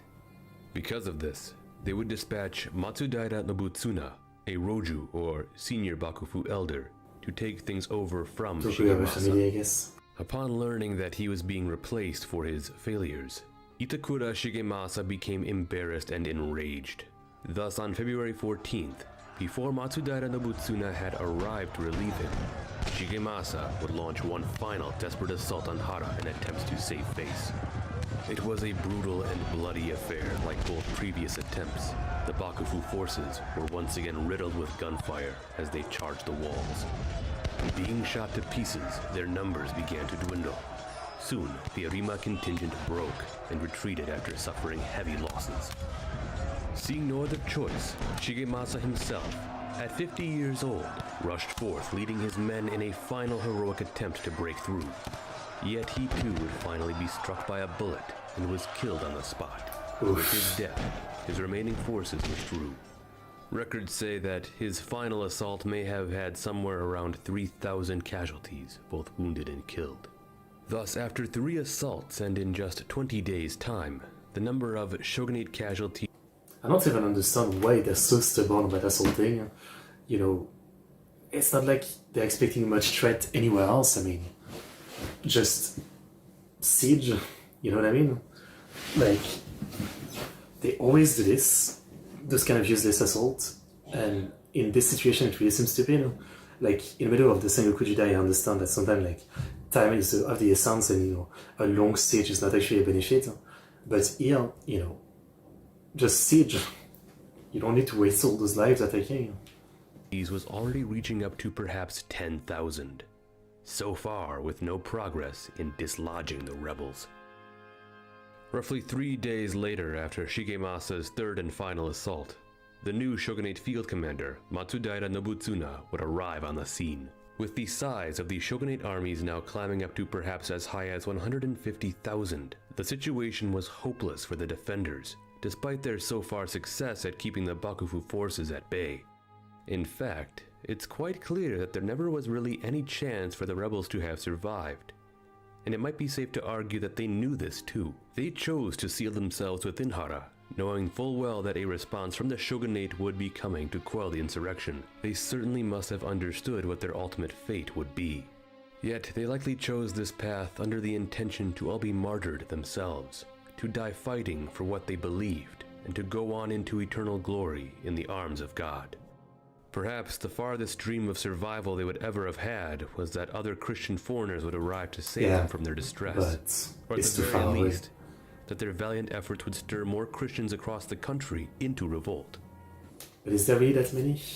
But these were all just distant hopes. In reality, they likely understood their fate and chose to face it as stoically as they could. Their stores of supplies within Hara would not last forever, and if the shogunate just chose to siege down the castle as they were beginning to do now under Nobutsuna, then Hara would surely fall in time. This begs the question, however, why did Itakura Shigemasa even attempt to storm the castle in the first place? Right. Well, is it another glorious thing, right? Because just doing a siege doesn't seem very glorious, but taking it by force is, like, glorious. There are a couple of reasons we could speculate over. First off is the relatively easy to understand concept that putting down this revolt as quickly as possible was the most ideal thing to do. As for as long as this situation dragged out, tension would continue to seep out of Shimabara and could stir others suppressed into rising up as well. Not to mention the rather unrealistic fear that perhaps the rebel effort would even be recognized by other Catholics such as the Spanish or Portuguese, who may try to intervene in their favor. Ending things quickly was just all around for the best. Yet, another serious reason was likely the quest for glory that Shigemasa was likely after. We have to remember that this is a man who had lived through the end of the Sengoku Jidai. He had seen the final years of the warring era and the renown that came to the brave heroes who fought. Yet, now living in an age of peace, there was little opportunity to make a name for oneself in battle. Battle being the sole purpose of the warrior, an identity the samurai were slowly losing touch with. Shigemasa may have sought to seize Hara by force, not only to heap fame upon his own name, but to realize the glory of past days, the warfare of old that was no longer seen. This opens the door to another interesting concept, that the samurai as warriors were becoming perhaps less effective as the peace of the Edo period weakened their martial prowess. 3 times Shigemasa's forces had failed to seize Hara, and perhaps exposed how weak the samurai had become. Obviously, we know this not to be true. The real cause of defeat during the initial 3 assaults were due to incredibly hard-to-storm walls backed by waves of gunfire which tore through every attack. But perhaps at the time, this was seen as an indicator of the samurai losing their warrior identity, if under samurai leadership the shogunate armies could not overcome a rabble of peasants and ronin. This must have also made the situation look even more dire for the shogunate itself, as they certainly did not want anyone thinking the samurai had lost their edge. Iemitsu had been working hard to project an image of strength and military power. How would things look if his armies could not win here against foes such as these? Matsudaira Nobutsuna, after the failures of Shigemasa, was under strict orders from Shogun Iemitsu to not let any more Bakufu soldiers die recklessly. The situation had already become embarrassing enough as it was. This was a path that Nobutsuna was willing to accept, and he was lucky to not have any hot-headed commanders beneath him who may have sought action. These were all likely younger men who had known more of peace than of war in the new age. However, stories do tell of another famed samurai who was supposedly present here for the siege, that of the legendary Musashi Miyamoto, who is said to have acted in an advisory role to the shogunate. Really? Is there a story of him being literally everywhere? I mean, did the last time you tell me he was supposedly at Sekigahara and then the siege of Osaka? I guess it's such a legendary figure, okay, but was he actually at every major event? Wouldn't at this point in history, wouldn't he be already at the point where like he's more of a, he's more chilling, being a farmer and meditating and all that? Not entirely known to what the full extent of his exploits might have been at the siege, but it is an interesting detail to ponder over. Nobutsuna was content to simply starve out the rebels, but if possible, he wanted to try everything in his power to speed up his eventual victory. One of the first plans he attempted was that of securing an offshore bombardment of the castle. If we remember back to the siege of Osaka, Tokugawa Ieyasu had broken the will of the defenders of Osaka during the winter siege by using artillery to shell the castle into submission. A similar trick was going to be attempted here at Hara. Surprisingly enough, the way this worked was that the Japanese were able to negotiate with their Dutch trading partners to use one of their vessels to sail out around Hara and bombard it from the sea. The Dutch might have found this a bit difficult, being that they were firing on fellow Christians, despite the fact that they were firing on Catholics and not Protestants. Either way, they agreed to help the Japanese. I don't think they cared, considering how much the Catholics and Protestants really fought in Europe. I don't think they care that much. And by late February, a Dutch ship known as De Rijp arrived off the coast of Shimabara. The defenders might have initially rejoiced at seeing the ship, perhaps believing that it was the Portuguese or other fellow Christians coming to save them. Yet they would have realized the unfortunate truth when the ship began firing its 5-pound guns at the castle. Cannonballs smashed into the stone walls of Hara, while others ricocheted off the sides. I'm actually surprised because in the siege of Osaka, at the end, Ieyasu did bring some actual land cannon. I'm surprised they didn't just do that this time, especially because it's like 2 decades later, so you'd think they have more cannon. Some even flew over the top of the castle completely and endangered the lives of the shogunate forces beyond. That's when the ship got close enough in range, the rebels would attempt to return fire with their matchlocks, and it is even recorded that this may have led to the deaths of several Dutch sailors. For 2 weeks, this bombardment continued, yet the 5-pound guns of the ship were simply not enough to deal significant damage to Hara. Thus, they were eventually ordered to withdraw. All in all, the ship is believed to have fired a total of 426 shots. With the failure of using the ship to speed up surrender, Nobutsuna then moved on to attempt to use another form of psychological warfare. The shogunate forces began using arrows to fire messages into Hara, claiming that if they surrendered, that all the non-Christians would be spared. And not only that, but their taxes would be reduced as well. The rebels still refused, citing their unity. Next, Nobutsuna then tried to prey on the heart of the rebel leader Masuda Shiro by bringing his mother and sister before the castle as hostages who would suffer if he did not surrender. Yet still, he did not back down. The resolve of the rebels continued to prove to be absolute. One of the final major attempts to bring a swifter end to the siege was an attempt made by the Hosokawa to blow a hole in the wall. After digging a long ditch up to the castle and chiseling a small hole within the wall where gunpowder could be packed and then lit, the resulting explosion left much to be desired. Sadly, it went off more like a flash than a bomb, and caused little damage. In the end, Nobutsuna accepted that the only thing that could be done by the shogunate was to simply wait things out until the rebels would fully begin to starve. There are several indications of when this finally began, and when the Bakufu became aware of it. By the middle of March, the situation for the rebels was becoming dire, and the will of some of the defenders was starting to break.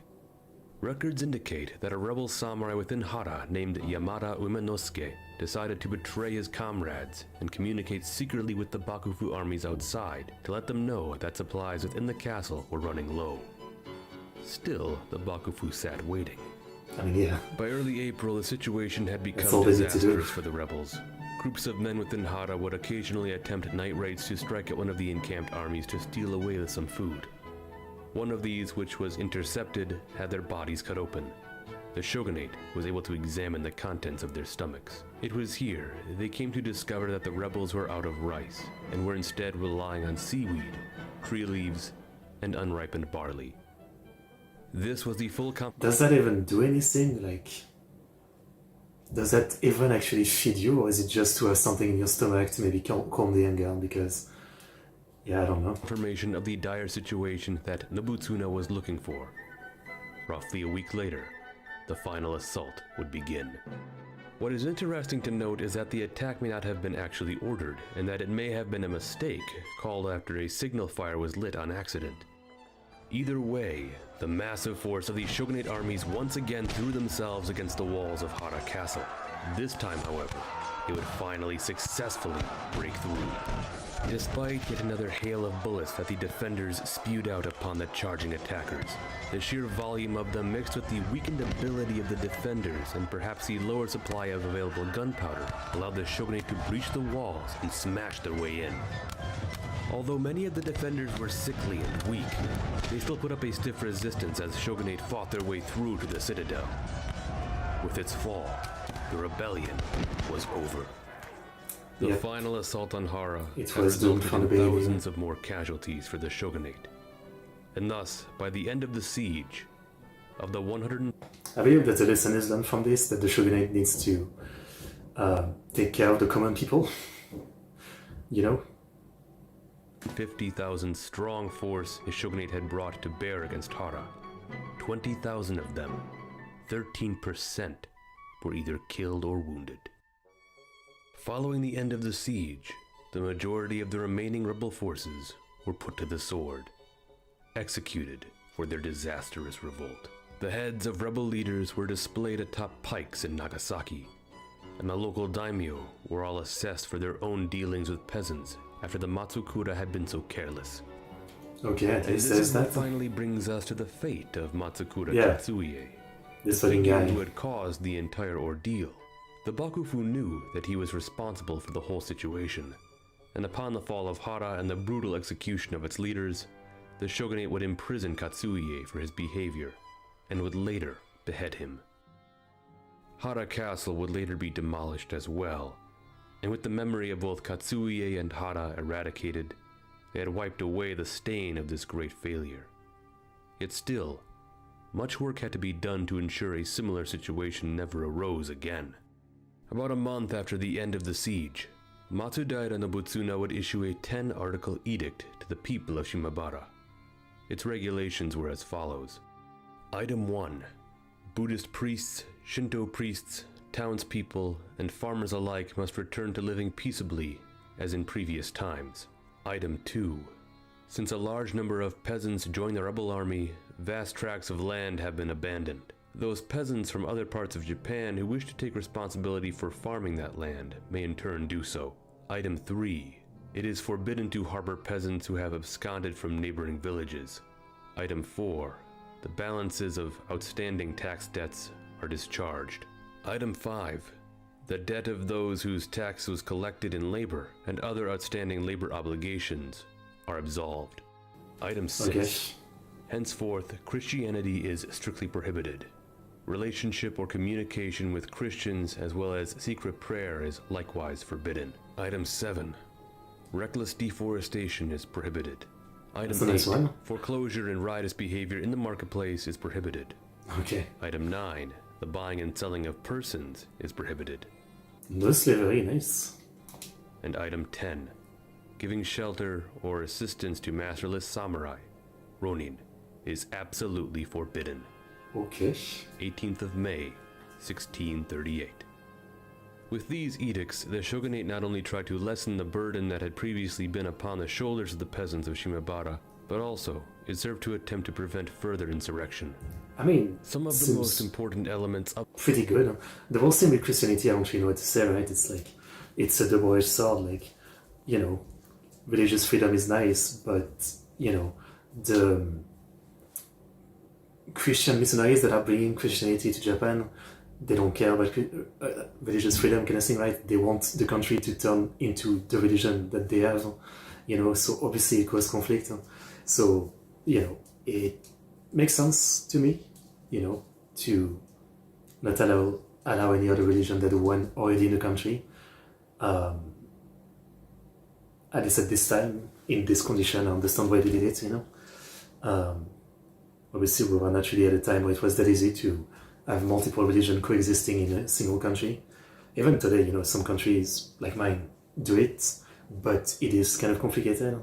Even though I'd say it works for the most part. I mean, you know, obviously you can always talk about, like, you know, terrorist events and, you know, a lot of the debates about different things, but I think for the most part, there's some modern countries who've made it work not too bad. And to be honest, there's some country in the past too that, you know, weren't too bad at it, that's for sure.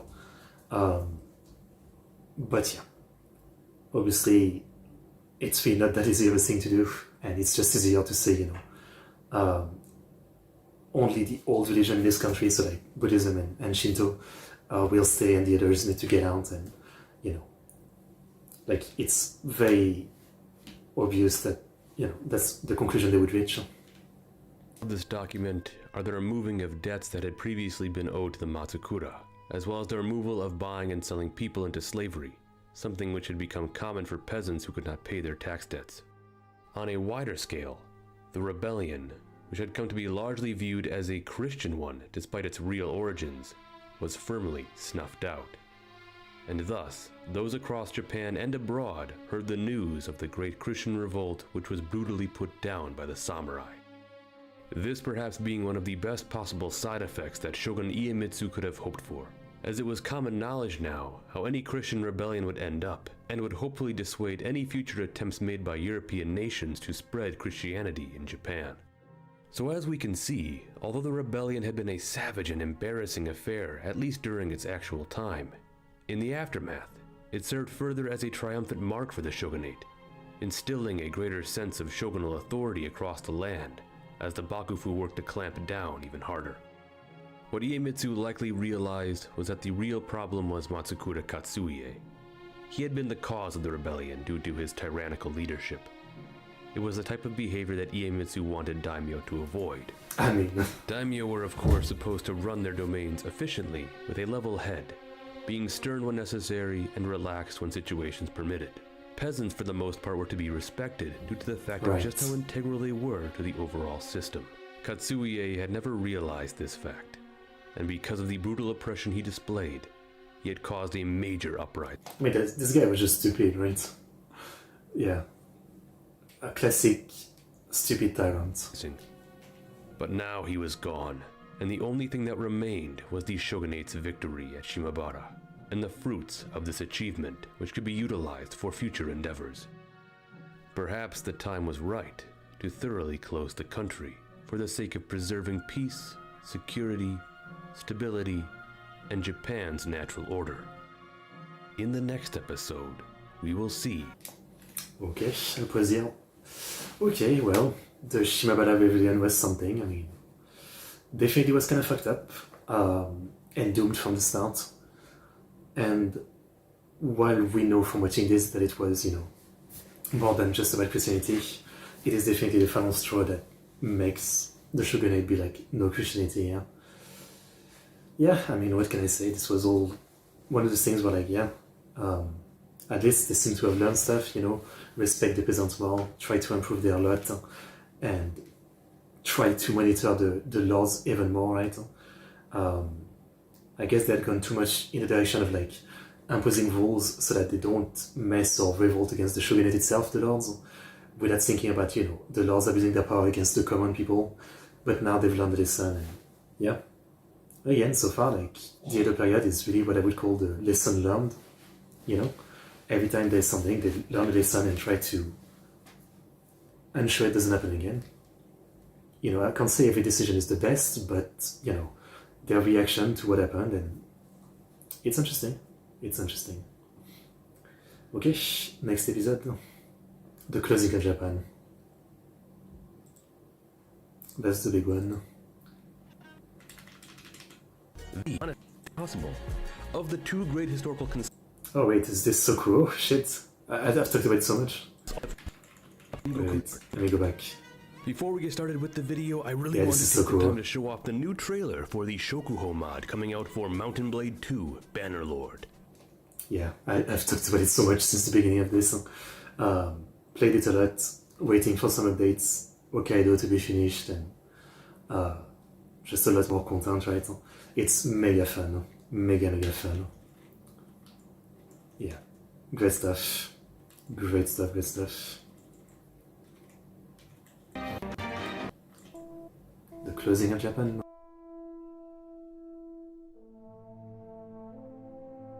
By 1638, between the rubble and ruin of Shimabara, atop the bodies of the rebels who selflessly gave their lives in hopes of salvation, the Bakufu planted its flag. As we saw, the Shimabara rebellion had been caused by the continued suffering of the lower classes, which had mounted to unbearable proportions under the tyrannical rule of the Matsukura family of Shimabara domain.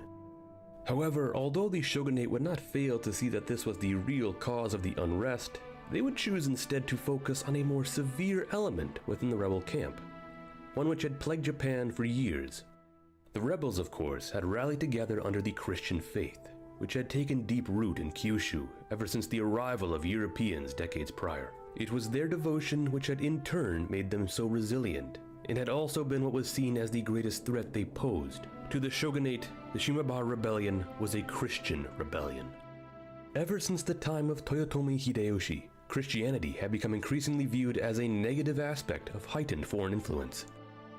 Many daimyo had gone far to improve their relationship with the Portuguese who had come to their shores, in hopes of fostering greater trade relations, with one of the primary aims being the buildup of foreign weapons. One unfortunate method was the selling of Japanese people into European slavery, something which Hideyoshi demanded the stopping of. But another method for the daimyo was to embrace the Christian faith.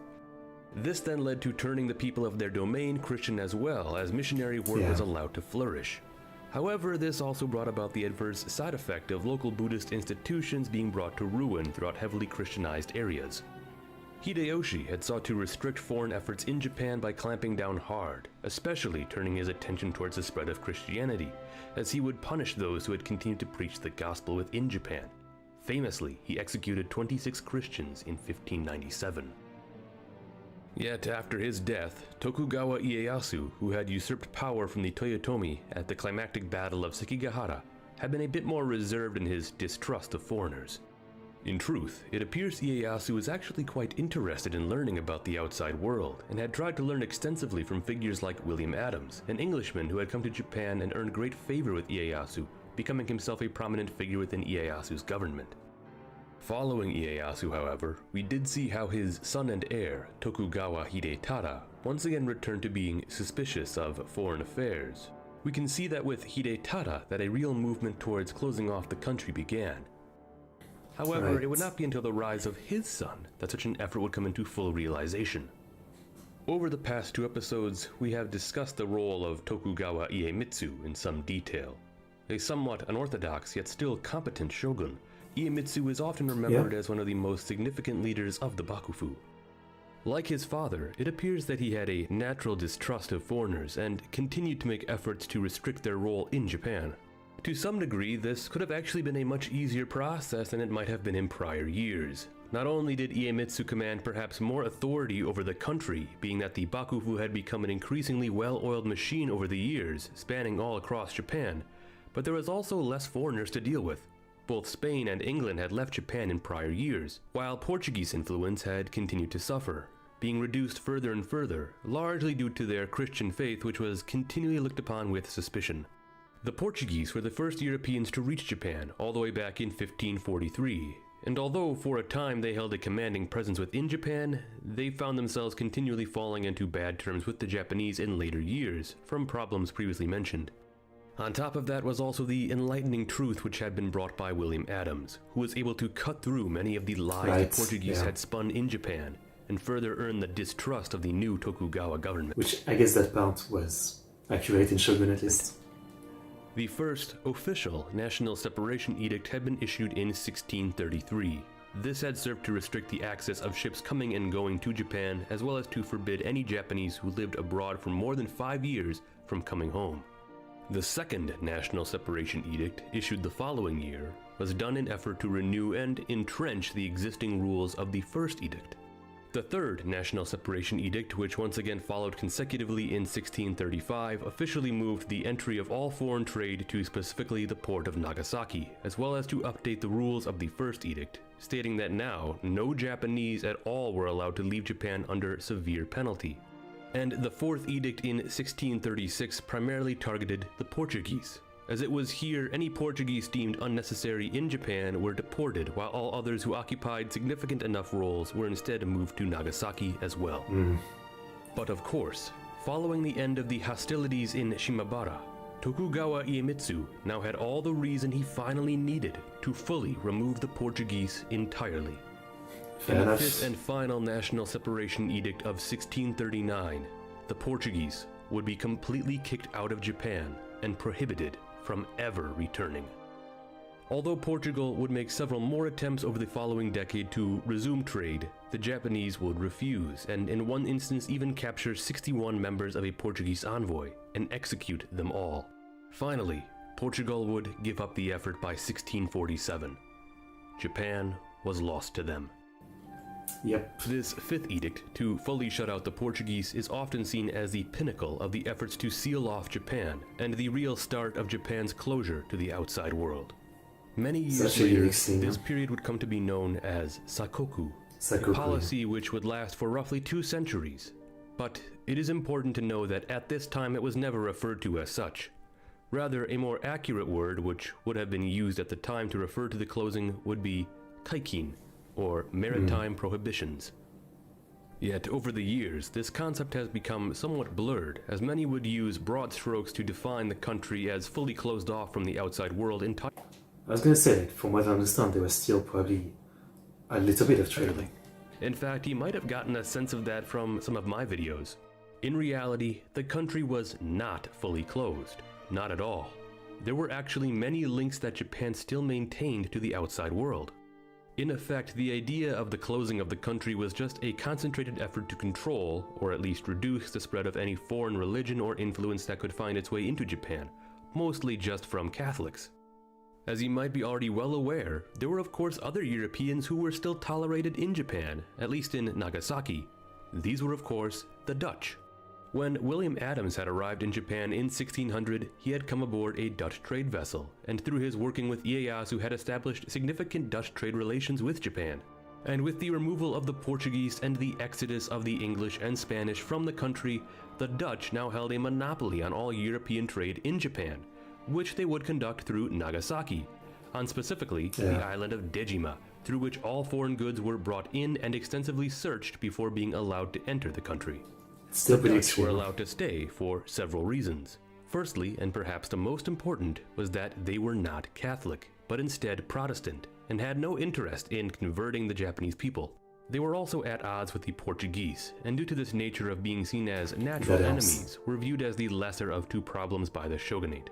No doubt, of course, due to the diligence of William Adams.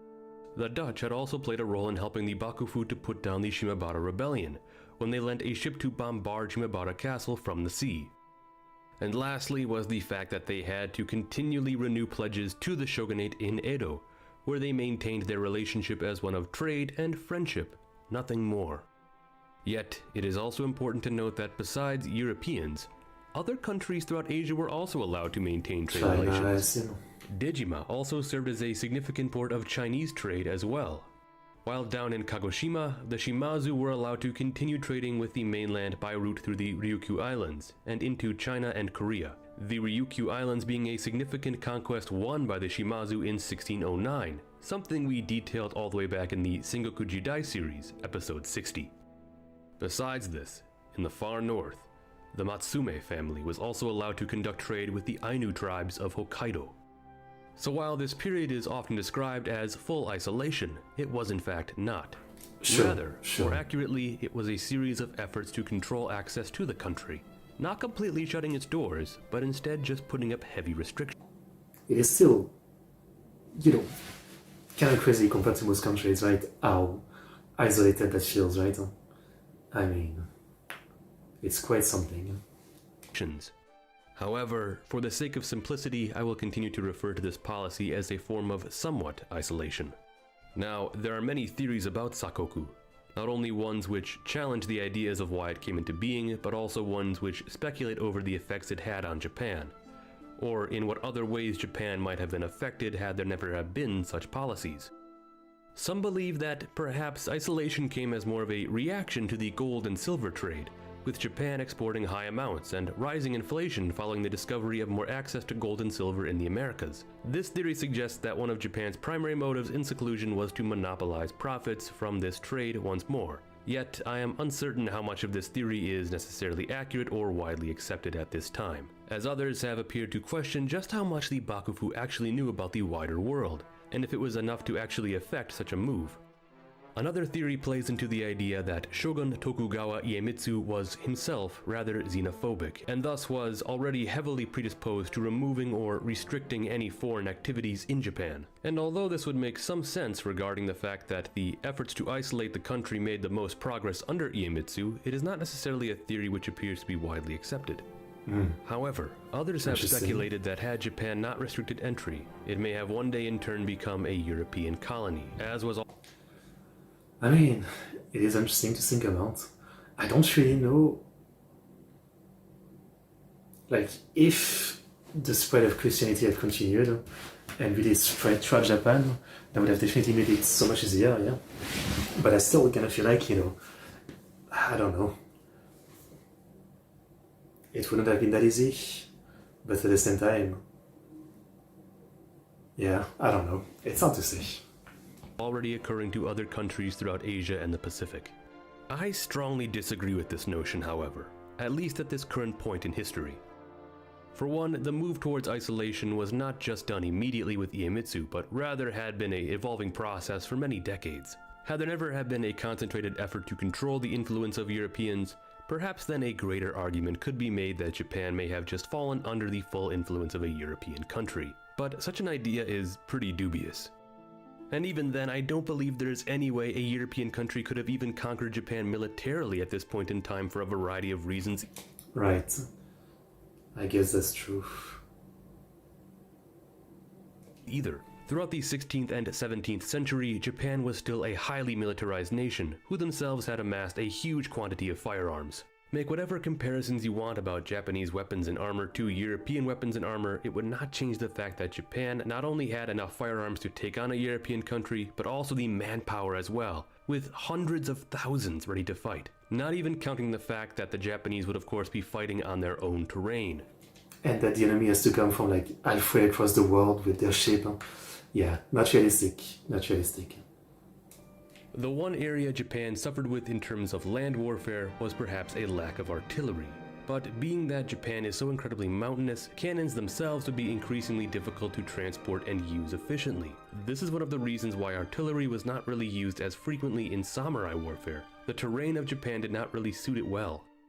And should a European incursion even have won a landing and perhaps a follow-up battle on flat land, they would have never been able to dislodge bitter samurai resistance, which would have never surrendered and would have continued to bloody any European force as they attempted to subdue the nation. I know that this is all just heavy speculation, but I do believe that in the end, a European invasion of Japan at this point in history would have been just too costly an affair. Yeah, I mean, it's definitely not realistic. I mean, the only point in history where it makes sense is World War II, because, you know, it was World War II and all the countries were like producing absolutely insane amount of ships to transport troops. So that's the only time where it actually makes sense. Yeah. As thousands of invaders would have died for little gain, if that. It would have severely weakened whatever country would have been foolish enough to attempt it. But like I said, I am only discussing this current point in history, as I also believe that Japan's fate in the event of an invasion later into the 1700s or 1800s would have been far more uncertain, as time went on and Japan of course continued to fall behind in terms of military advancements. In fact, this is perhaps one of the... I mean, I guess we need to get to the stuff with Perry, because again, I know this thing about opening the country, but I've never got the full context on that whole part of like, how weak was Japan? Like, could the US have actually conquered Japan at this time if they just refused? Largest problem areas for Japan in their isolation, but it's not necessarily one we can even fully attribute to isolation. Without wars to fight and heavy Bakufu restrictions, status quo set in. What need was there to advance military technology?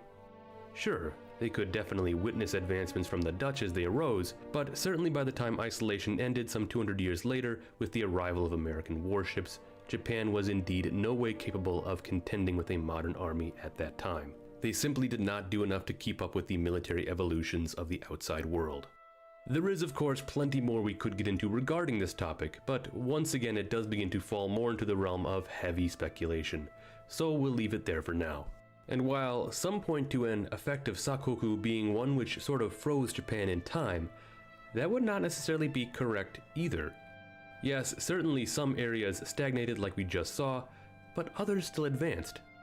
Plenty of learning and innovations still progressed, especially in areas of industry and finance, not to also mention the massive cultural boom experienced during the Edo period as well. Western technology was also not seen as something to be shunned, but instead learned from and integrated. This is where we begin to see Rangaku, or the study of Dutch sciences. This focus allowed Japan to continue to learn about the outside world and its scientific advancements. In particular, Japan gained increasingly precious knowledge in the fields of anatomy and medicine. It was not until the opening of Japan in the 1850s that Rangaku would transform more broadly into Yogaku, which focused instead on all forms of Western studies. In the end, Japan's isolation can be seen as one of the most unique aspects of the country's history, a time in which Japan sought to safeguard itself and would go on to have profound impacts, both positive and perhaps negative. But to say that Japan lost all touch with the outside world would be incorrect. And instead, this period should be viewed as one of stricter government control, as it was the Bakufu's effort to guide the nation into what they deemed as the best direction. In 1651, after almost 3 decades as the shogun, Iemitsu passed away after a prolonged illness. He was 47 years old.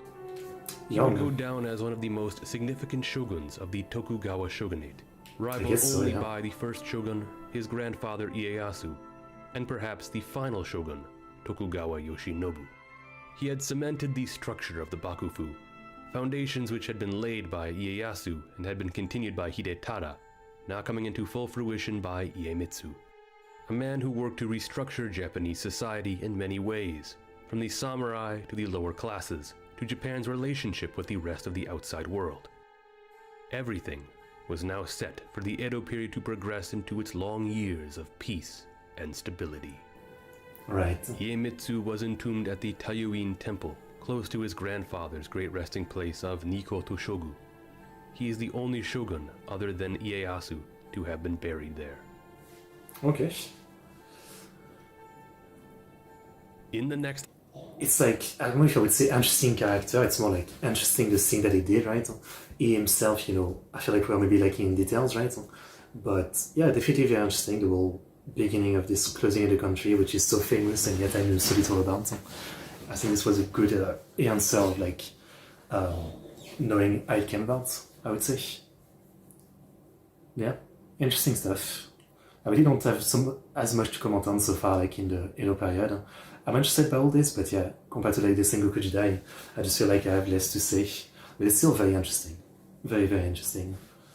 Anyway, I'll take a quick break before we watch the next one. Actually, we only have 3 episodes left, and then we'll have to complete with the other channel that I found. But yeah, coming back in 5 minutes.